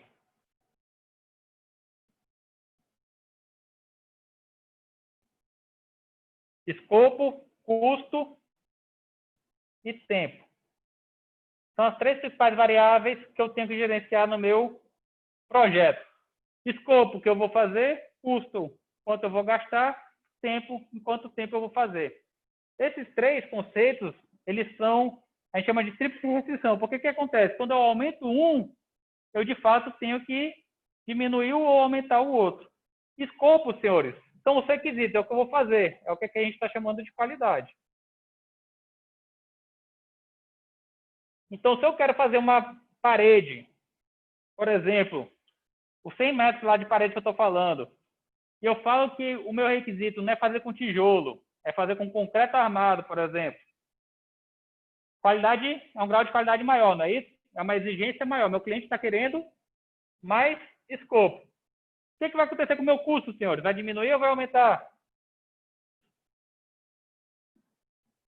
Meu custo vai aumentar. Eu usar concreto é muito mais caro do que eu usar tijolo. E com o meu tempo? Aí pode ser, se for já pré-moldado, eu vou diminuir meu tempo, mas se for de outro tempo, eu vou aumentar meu tempo. Então, conforme eu vou mexendo nessas 3 características aqui, tem mais qualidade, né, melhor escopo, eu vou mexer nos meus custos e no meu tempo. Lógico que isso tem limite, aquela história, não adianta eu ter 9 mulheres grávidas se eu não vou ter um bebê por mês. Né? Um bebê para ser gerado, ele precisa de 9 meses. Então, no meu tempo aqui, eu não consigo maximizar ele ao infinito. Né? De novo, para o tempo lá, por exemplo, de construção de muro. Vou construir 100 metros. Cada pessoa constrói 10 metros de muro por dia. Aí você fala assim, basta você colocar 10 pessoas, você vai construir esse muro em um dia. Não é isso? Por essa premissa aqui é certo, mas a gente sabe que não é bem assim, né? Que eu tenho limites. Quando eu coloco isso no extremo, eu não consigo alcançar essa eficiência aqui toda e essa produtividade aqui ela tende a diminuir. Então, nem sempre aumentar a mão de obra, aumentar custos, vai reduzir o meu tempo. Então, por isso que a gente chama isso de tríplice restrição. Quando eu mexo com um, via de regra, eu mexo com o outro. Trazendo aqui para o nosso exemplo básico sobre qualidade, quando eu aumento as minhas exigências como cliente, né? Quando eu coloco mais qualidade, mais requisitos, mais conformidade aqui, via de regra eu tenho que ter mais dinheiro. E via de regra eu vou gastar mais tempo. Mas meu cliente não quer colocar mais dinheiro. Então a gente vai ter que negociar uma qualidade mediana ou mais baixa aí. Tá? Então, dinheiro e tempo tem tudo a ver aí no nosso projeto com o nível de qualidade que eu vou estar querendo. Tá? Mesma coisa com o celular. Né? Se eu quero um celular lá Apple de última geração, eu sei que eu vou comprar um custo maior. Tá? Então, nível de qualidade, às vezes, não é nem sempre, tá? Porque se eu estou dentro do meu processo de fabricação, nem sempre lá eu aumentar o nível de exigência dos meus requisitos vai aumentar o meu custo. Tá? Mas essa restrição aqui entre escopo, custo e tempo, ela sempre vai estar acontecendo. Tá? E é por isso que eu realmente tenho níveis de qualidade diferentes, níveis de exigências diferentes. E é interessante que nem todo mundo quer ter essa excelência toda de qualidade, né? Esse é o grande detalhe e, às vezes, o grande perigo. Mas a gente sabe que tem mercado. Se tiver mercado para um produto de menor qualidade, de menor exigência, né? Isso vai estar acontecendo. Até um dia desses, eu falando de WhatsApp aí, como o Leonardo colocou, eu recebi um vídeo falando de bucha. Né? Que se a bucha for de nylon, ela flutua, ela afunda na água, se ela for de plástico, ela não flutua. E aí a bucha que é de plástico, ela é mais frágil do que a bucha, né? Essa bucha de colocar parafuso na parede. Então, se você quiser algo que não caia, que seja mais resistente, você tem que buscar comprar bucha de nylon. Estou passando aqui um negócio que eu recebi, não sei nem se é verdade ou se não é, nem pesquisei, tá? Mas para a gente ver que existem níveis de qualidade diferentes. Né? E eu tenho um mercado para ambos, então vou ter lá até nível de bucha eu tenho qualidade diferente, uma que é mais resistente, outra que é menos resistente. Dificilmente a gente vai se atentar a isso quando a gente vai comprar. A gente vai lá e pede uma dúzia de buchas e o que o vendedor me entregar é o que eu quero. Me satisfez, me atendeu, ele é de qualidade. Se eu sou um cliente mais exigente, via de regra, eu vou ter que buscar em locais especializados, às vezes pagar um preço maior, pagar frete, tá? Mas a qualidade ela vai ser atendida quando ela cumprir esses meus requisitos, satisfazer eu como cliente.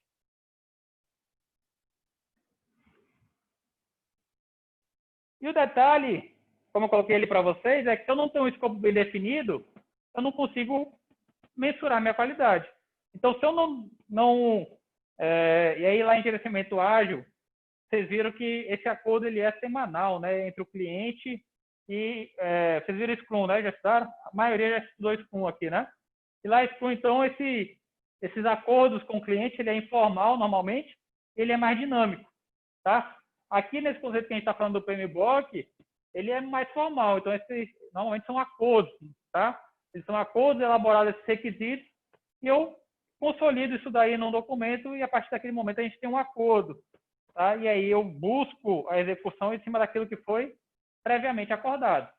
Vai mudar alguma coisa para o Scrum? Não, a mesma coisa, só que lá esses requisitos declarados é de uma maneira mais informal, vai acontecer lá nas reuniões de retrospectiva e análise do backlog, ok? Quer falar alguma coisa? Não?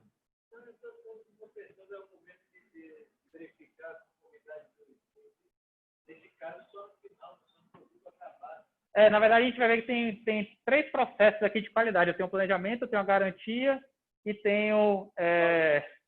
Eu tenho controle. Mas eu vou ter essa análise de conformidade durante, conforme o meu procedimento, sim, tá?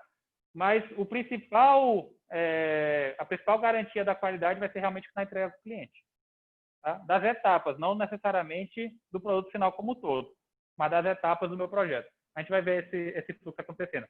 Mas ele é menos dinâmico do que no Scrum, sim. Tá? No Scrum isso é muito mais dinâmico, é semanal. Tá? Para eu fazer isso aqui num projeto, eu teria que fazer ponto de controle semanal com o meu cliente. Normalmente não acontece. Quando você vai construir uma casa, né, normalmente você vai querer ir lá no fim de semana, se você é cliente mais exigente. Mas tem outros caras lá que contratam uma empresa, vai lá de vez em quando, uma vez por mês, tudo mais. Então, vai depender muito dessa exigência do cliente mesmo. Tá? Essa é a vantagem da metodologia ágil, que ela já tem esse framework, essa metodologia já estabelecida. Então, assim, ele sabe que o cliente tem que estar lá o tempo todo. Tá? Mas no nosso projeto, nem sempre a gente consegue ter esse cliente o tempo todo do nosso lado.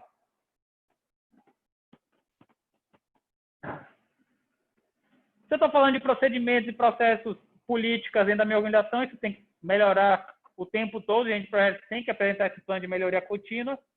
Ele deve garantir que esses processos de qualidade que a gente vai ver já, como o colega aqui já falou, de planejar, de garantir, de controlar a qualidade, funcione da maneira adequada.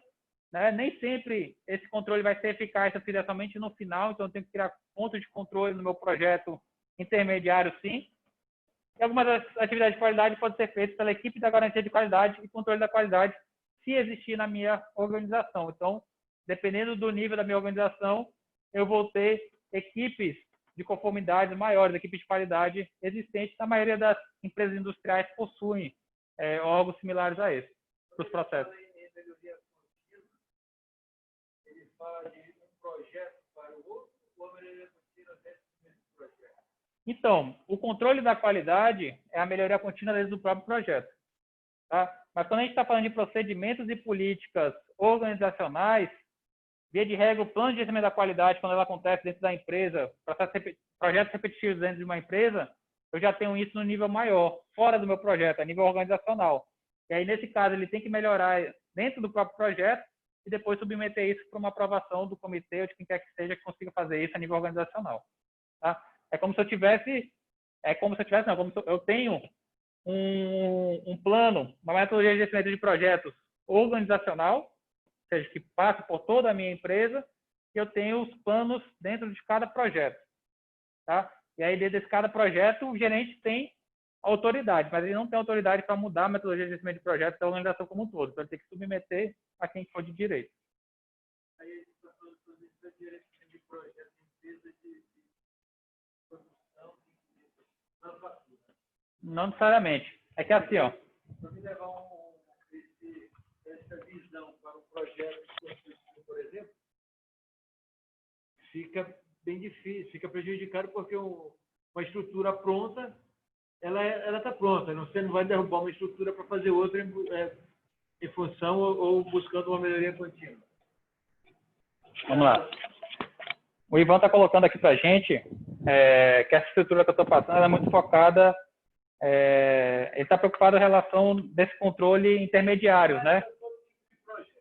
Ele vai para todo tipo de projeto. Vamos responder isso aqui. Deixa eu voltar aqui para a nossa EAP. Só para a gente entender. Aqui.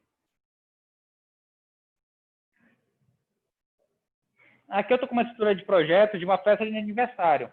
Uma construção de uma casa, um projeto de construção civil, vai me gerar uma estrutura similar a essa. Tá? Só que com outras etapas. Então, construção de uma casa, eu vou ter a preparação, posso ter a parte de aquisição de terreno, mas eu vou ter a parte de fundação, eu vou ter a parte de alvenaria, vou ter a parte de acabamentos, enfim, eu tenho etapas intermediárias dentro do meu projeto. Tá? Como que acontece? Deixa eu tirar isso aqui da minha mão, senão vou acabar arriscando a projeção aqui, a tela retrátil. Então, senhores, como que acontece o controle de qualidade dentro desse projeto que a gente está falando aqui? Tá? Esse controle de qualidade, as boas práticas, não eu verificar isso somente com a finalização do evento, aqui do caso, a finalização da casa, com o término da minha construção. Essa validação, esse controle da qualidade, essa validação em conformidade com os requisitos, ela vai acontecer em cada etapa dessa. E cada etapa dessa, eu vou ter uma entrega para o meu cliente, uma validação do meu cliente. Se for algo crítico, eu posso, inclusive, ter mais etapas ainda de entregas. Então, eu tenho um ponto de controle, na verdade, no meu projeto, em cada etapa. Isso aqui pode acontecer, não é o caso aqui, mas pode acontecer de maneira paralela, e para cada uma delas eu gero um evento de análise de requisitos e conformidade no meu projeto. A dificuldade de mensurar. Neste exemplo da festa, assim como no exemplo da construção civil, você mede isso uma vez só. Você mede a reunião que aconteceu, você mede a construção da coluna, o cálculo estrutural.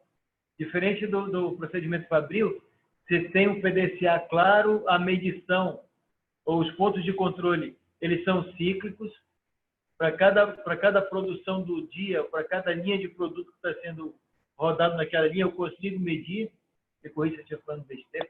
Eu sou serviço público, estou me metendo aqui, manda. Então, mas para cada linha que está sendo produzida, eu consigo medir isso ciclo, mesmo que essa linha de produção não necessariamente ela vai morrer depois que terminar aquele ciclo.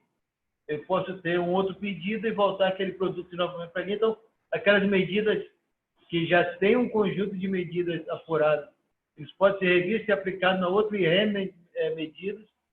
Na construção, não. Eu fiz aquela coluna, fiz aquele cálculo estrutural, eu levantei aquele telhado, eu medi ele aquela vez. Eu posso usar esse case numa avaliação para uma próxima estrutura de uma nova, mas já é outro projeto. Não é mais o mesmo projeto. Deixa eu ver se eu consegui responder. Escutaram aí? No online?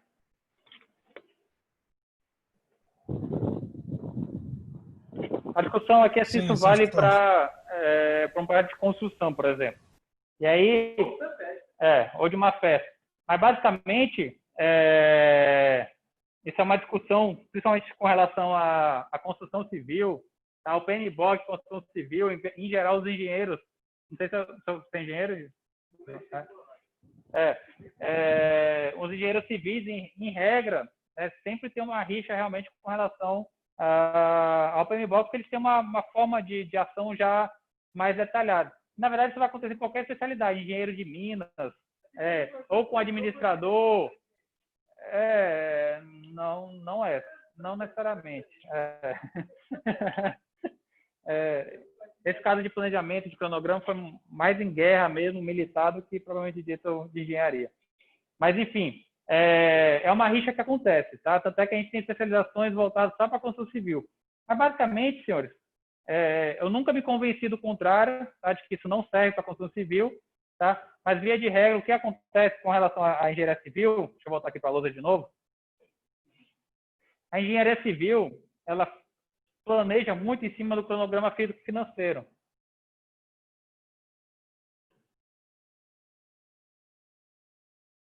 Né? Onde basicamente vai ter lá os desembolsos, os fluxos de caixa.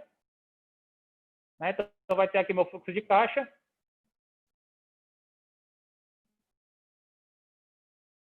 E eu vou ter o meu escopo. Então, digamos que eu tenho que gastar R$10.000 para fazer lá 1% do meu trabalho.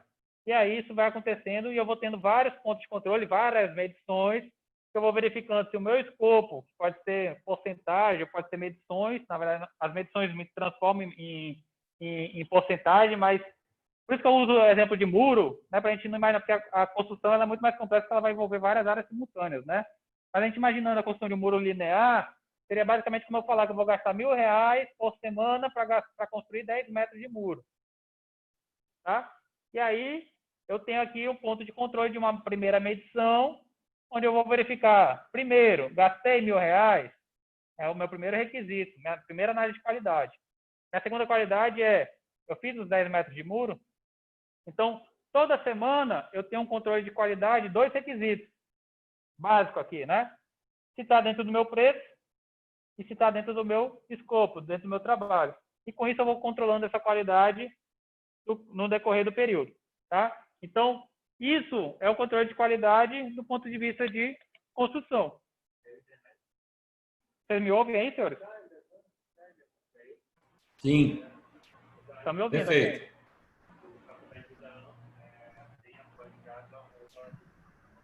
Normal. Vocês estão ouvindo aqui? Estão online? Está funcionando. Ok, senhores? Mas o que acontece? Aqui eu estou falando de controle, de requisito de qualidade, somente de tempo e de custo. E para o engenheiro civil é 99% do que ele precisa. Tá? Só que quando eu trago para o conceito de qualidade de entrega de produtos, eu tenho outros tipos de requisitos. Né? E aí eu posso ter requisitos de qualidade intermediários também. Ali também eu posso. Tá? Então, por isso que eu considero que isso aqui vale para a construção civil. Então, vamos dar um exemplo aqui. Eu tenho uma reunião. Tá? Eu tenho aqui dentro da minha festa de aniversário a parte de reunião. Você, como gerente de projeto, vai planejar e vai negociar com o seu cliente quais são os requisitos de qualidade dessa reunião. Quais são os requisitos que você colocaria? A reunião tem que ter a participação do pai do aniversariante, por exemplo. É algo subjetivo, não é? Não é algo fácil de medir. A reunião tem que durar, no máximo, 1 hora.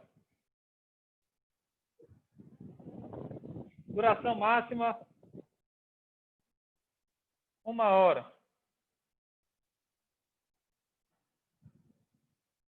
A reunião tem que ser feita num local fechado. Então, assim, vou ter aqui diversos requisitos de qualidade, tá? Estou falando aqui algumas besteiras só para a gente ver como que funciona.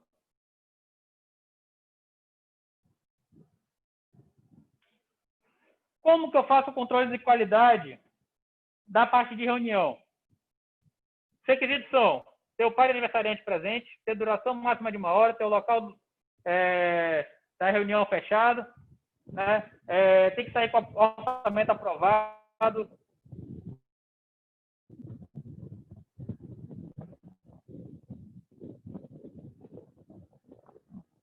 Lembre-se que a gente está falando de requisitos de qualidade que eu tenho que conseguir comprovar, mensurar. Essa é a grande diferença para a metodologia ágil, que lá eles aceitam o acordo verbal e tudo mais. Aqui, normalmente, a gente é um pouquinho mais formal.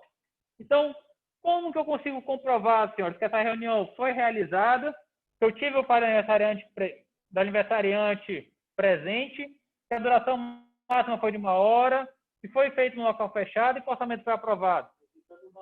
Então, eu posso registrar tudo isso aqui numa ata de reunião, que vai estar assinada pelo pai, que vai ter a duração que vai falar qual foi o local que foi realizado e vai falar qual foi o orçamento aprovado. Então, a formalidade dessa ata de reunião vai fazer com que o meu controle de qualidade, a minha garantia da qualidade, seja exercida. Em que momento? Eu defino esse momento no meu ponto de controle lá no meu cronograma. Eu vou fazer esse ponto de controle ao fim da reunião, exatamente depois? Normalmente é. Então, eu, como gerente de projeto, vou pegar essa ata de reunião e vou ter um checklistzinho lá falando, olha, o aniversariante está presente na ata? Ok. A duração foi de 1 hora? Ok. O local foi fechado? Ok. O orçamento foi aprovado? Ah, não foi aprovado. Essa reunião, então, não teve qualidade. Eu retomo o meu processo. Ah, não. Foi feito sim, o orçamento foi aprovado. Reunião concluída com sucesso. Eu finalizo aquela etapa e dou ela como concluída.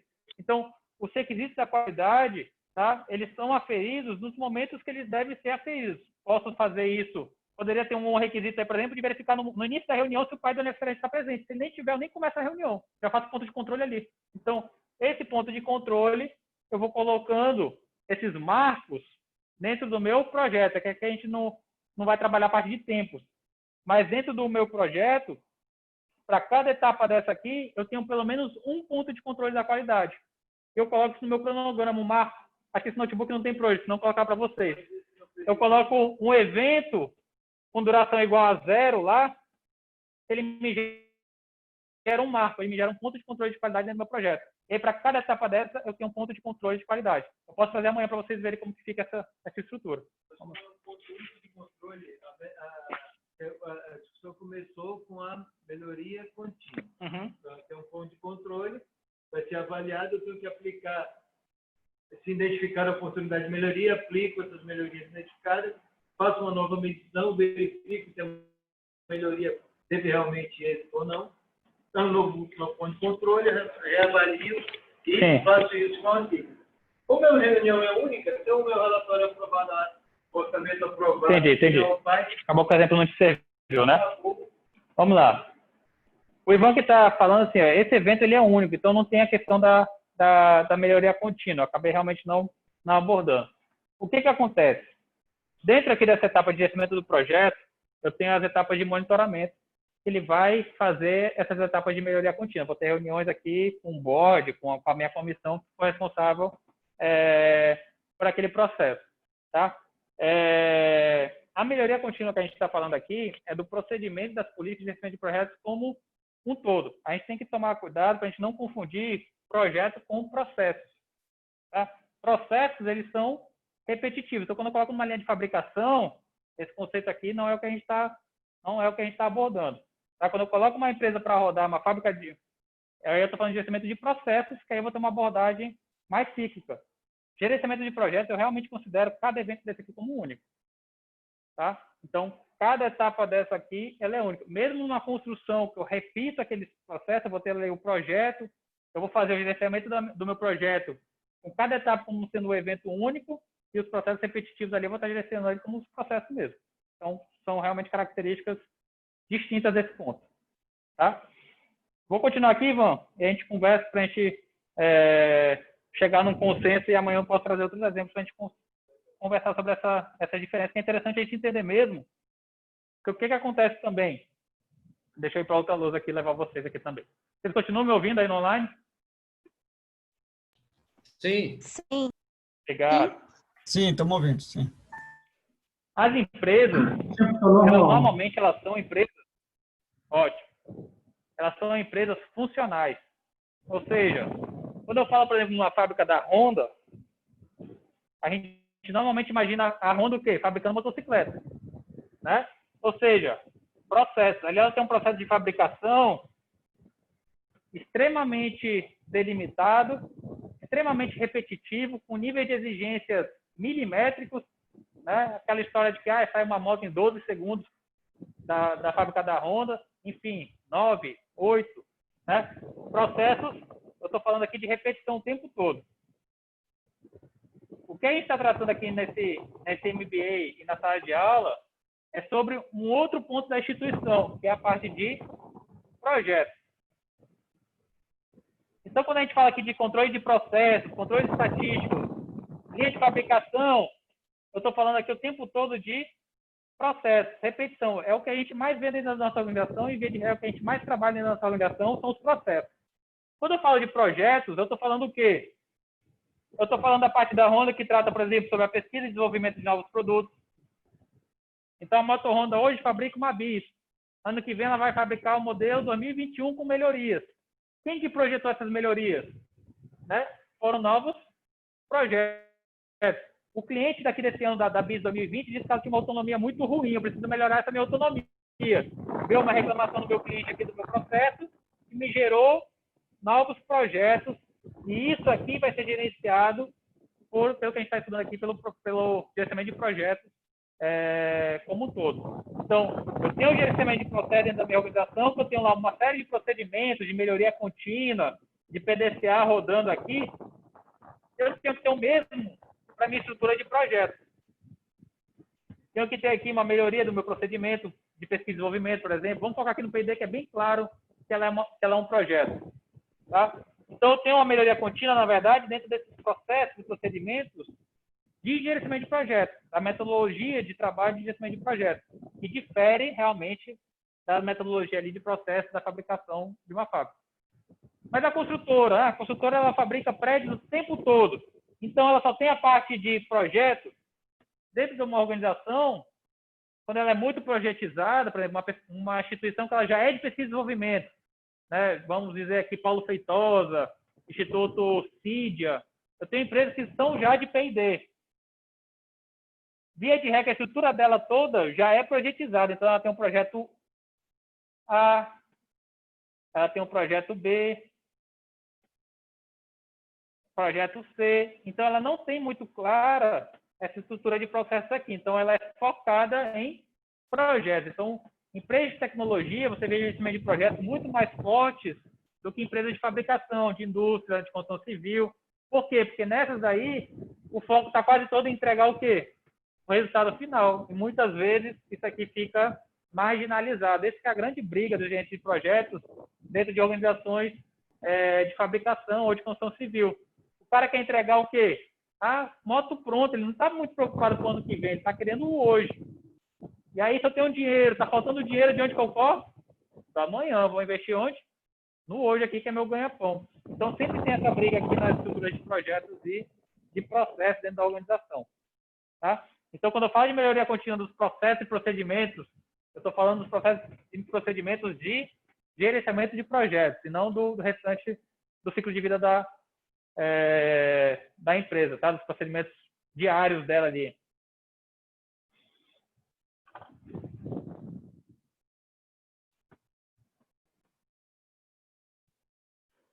E aí, senhores, viu uma pergunta que a gente já respondeu um pouquinho aqui. Deixa eu virar aqui para mim que ficou só para Lodo.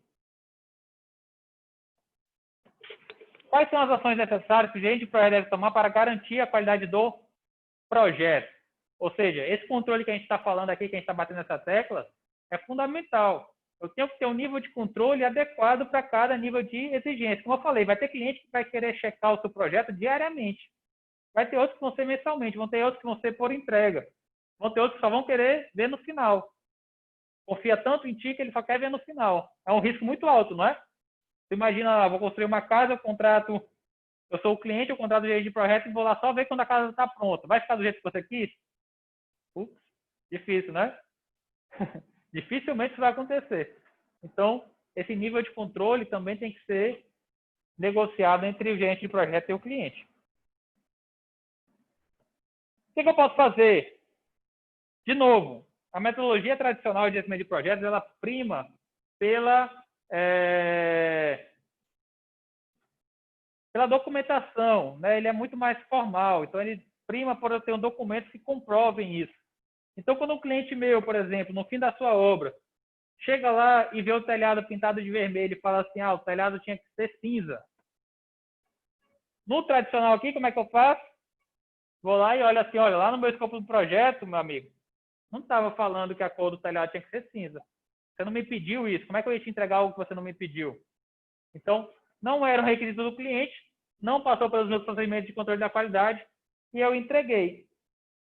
Do ponto de vista formal, aqui, o cliente não pode, né, alegar que ele não aceita aquele produto porque está fora das especificações. Por quê? Porque a gente acordou lá atrás que não ia ser desse jeito.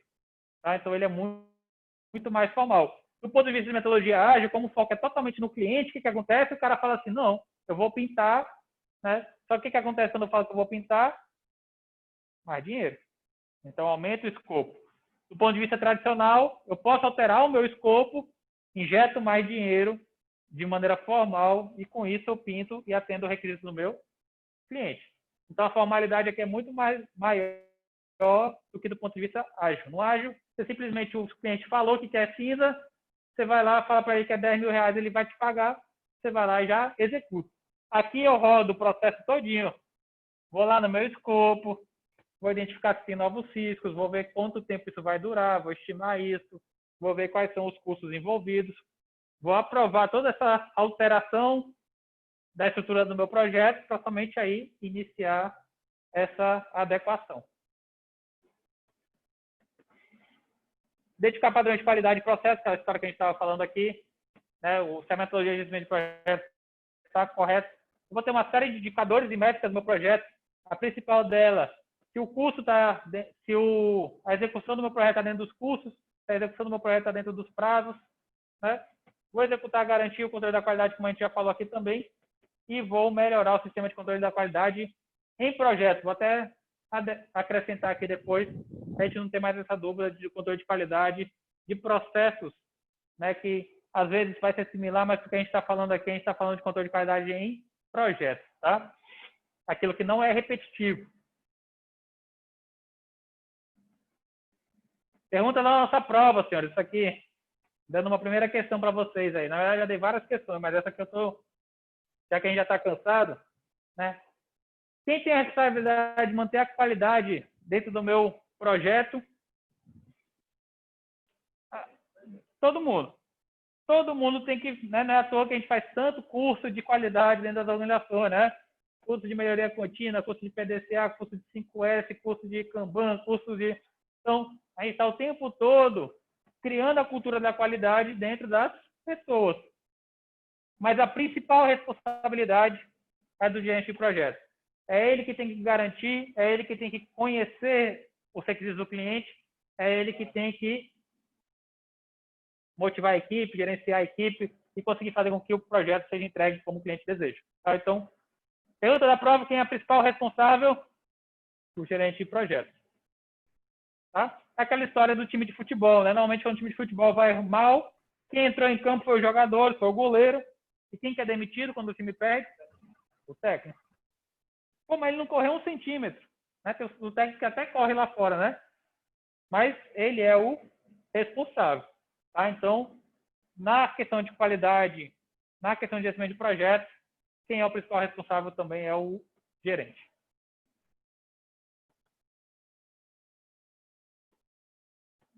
Deixa eu só ver aqui, senhor, onde que a gente... Vou dar uma pausinha, que aqui a gente já vai entrar na parte de processos. E hoje já deu uma cansada aqui. A gente não andar muito. Até porque falar de máscara... A ideia era ir até às 9, então vou terminar uns 10 minutinhos antes aqui. Não vou achar que eu estou com Covid só pelo cansado de falar com máscara aqui. Senhores, só para a gente entender o início dos processos aqui, que a gente vai ver amanhã os processos e as ferramentas. Tá? Basicamente, o PMBOK, o livro de boas práticas do gerente de projetos, está publicado pela PMI, então é um livro. Quando eu falo PMBOK, é um livro onde ele vai falar o passo a passo do gerenciamento da qualidade e do gerenciamento de projetos como um todo. Ele fala que eu tenho 3 processos para realizar o gerenciamento da minha qualidade. O planejamento, que basicamente é definir esses procedimentos e políticas de gestão de qualidade. Então, assim como eu tenho o planejamento de gerenciamento da qualidade, eu tenho o planejamento de gerenciamento de riscos, né, que a gente viu um overview. Então, é um documento formal mesmo. Esse documento, 90% dele deveria vir das empresas padrão, porque ela diz respeito a toda a organização. Como eu falei, toda organização deveria ter uma metodologia de gerenciamento de projetos, ou seja, como que o projeto é tratado dentro da minha organização. Né? Toda empresa que visa crescer no longo prazo, que visa manter essa existência, ela tem os seus projetos estratégicos. Né? Eu lembro que, por exemplo, uns 10 anos atrás, eu estava lendo sobre a Samsung, né, fabricante de celular, que a gente conhece, fabricante de celular, de TV. Eles já falavam 10 anos atrás que em 2030, sabe o que eles queriam ser? Líder e referência em equipamentos médicos. Ou seja, eles estavam querendo ir para a tecnologia médica, né? Então, assim, é um conglomerado com várias empresas, mas o foco deles daqui a 10 anos era 20, agora é 10. É ter muito mais referência em parte médica, software, tecnologias médicas e tudo mais, do que celular, que é o que a gente conhece a empresa. Então, olha a visão de longo prazo dela lá. E quantos projetos são feitos nisso? Então, esses projetos, né, que vão me levar para um local melhor, tem que estar bem gerenciado dentro da minha organização. Esse portfólio de projetos dentro da minha organização estratégica tem que estar bem gerenciado. E por isso, uma metodologia é fundamental. E aí eu tenho os pontos de qualidade que dizem respeito somente ao meu projeto. Então, os requisitos que dizem, por exemplo, a minha festa de aniversário ali, que fala que o par de aniversário, né, que a duração da minha reunião tem que ter 1 hora, esses requisitos são os 10% que vão entrar aqui que dizem respeito exclusivamente ao meu projeto. Então, o planejamento vai ter os processos e procedimentos de toda a organização e vai ter o específico de cada item do meu projeto, os requisitos de cada item do meu projeto. Isso é o meu planejamento. Entrei em execução, meu projeto começou a rodar, minha festa de aniversário começa a acontecer, eu tenho que gerenciar a qualidade, verificar se aqueles itens estão sendo realizados, estão sendo entregues conforme o combinado. Então, as entregas para o cliente, tudo mais vai ser feito aqui. E controlar a qualidade, que é o processo de melhoria contínua, que a gente vai ver na nossa aula de amanhã, como que acontece essa atividade. Senhores, por hoje a nossa ideia era revisar esses exercícios, fechar a parte de riscos, lembrando que nossa avaliação, né, a nossa nota dessa disciplina é composta dos 3 exercícios de riscos, mais um exercício de qualidade, vai me dar 10 pontos dessas quatro atividades, e vai ser somada com uma prova que vai ser liberada a partir de quarta-feira. Ok? É muito importante, senhores, nesse nível que a gente está, de especialização em gestão de projetos, a gente entender isso que a gente discutiu aqui. Qualquer dúvida, estou à disposição para vocês. Essa parte de diferenciar o que é processo de projetos e entender melhor essa execução de projetos, ela realmente é fundamental. É uma dúvida super comum. Então, foi muito bom o Ivan ter trago aqui para a gente discutir isso. Se ficou alguma coisa ainda obscura, a gente precisa esclarecer, né? Porque a gente, como gerente de projeto, a gente tem que realmente entender essa diferença. Porque tanto riscos como qualidade, até conversei com um colega que falava, eu já vi muito riscos em processos, né? E é similar, mas tem as suas diferenças, né? Principalmente porque, como eu disse, em processos isso é repetitivo, então o nível de maturidade é muito maior, né? Já em projetos, nem sempre eu consigo ter esse nível de maturidade tão grande, então o desafio aqui ele é um pouquinho maior, as coisas são um pouquinho mais incontroláveis, mais imprevisíveis, né? Então, essa é a grande dificuldade de gerenciamento de projetos. Tá? Então, quem ainda ficou com dúvida, dá uma pesquisadinha e amanhã a gente volta nesse assunto se tiver. E a gente termina amanhã a nossa aula também, a nossa aula de amanhã, falando sobre as nossas ferramentas e os processos de gerenciamento da qualidade. Entender como esse fluxo acontece. Beleza? Obrigado, senhores, para quem veio aqui na nossa aula. Obrigado para quem assistiu aí no online. Essa aula foi gravada, vai ser disponibilizada para vocês em breve no YouTube também. Tá? Esse material já está disponível lá na plataforma para vocês, junto com os demais. Tá? Obrigado, gente. Boa noite. Só para confirmar, o Leonardo, amanhã tem aula então, né? Amanhã tem de novo e na quarta também, é? É hoje, amanhã e quarta? Isso, Leonardo. Amanhã, isso. Hoje e amanhã, nesse mesmo molde, de ser o presencial e de ser online com esse conteúdo. E na quarta-feira, aquele somente a videoconferência, né, onde eu vou fazer uma revisão geral desse assunto que eu falei para vocês, como a gente viu lá em risco. Professor? Tá. Beleza, certo? Tá. Aí você falou que a nota ela vai ser os 3 primeiros trabalhos, a média final é a soma dos 3 trabalhos que nós já entregamos, vai ter mais um de qualidade, uma prova, Isso. Esses 3 que vocês entregaram. O de qualidade que eu vou passar amanhã, soma uma nota, cada um valendo 2,5, soma uma nota 10. E aí eu somo com a prova que vale 10, né? Vou ter aí 20 dividido por 2, eu tenho uma média final. Ou seja, 5 pontos da média vai ser de trabalho, 5 pontos da média vai ser de prova. Mais fácil assim. Ok, obrigado. Eu que agradeço, gente. Uma boa noite. Obrigado. Ok, professor, boa noite. Boa noite, obrigado. Boa noite, professor. Tchau. Muito obrigada, viu? Boa noite.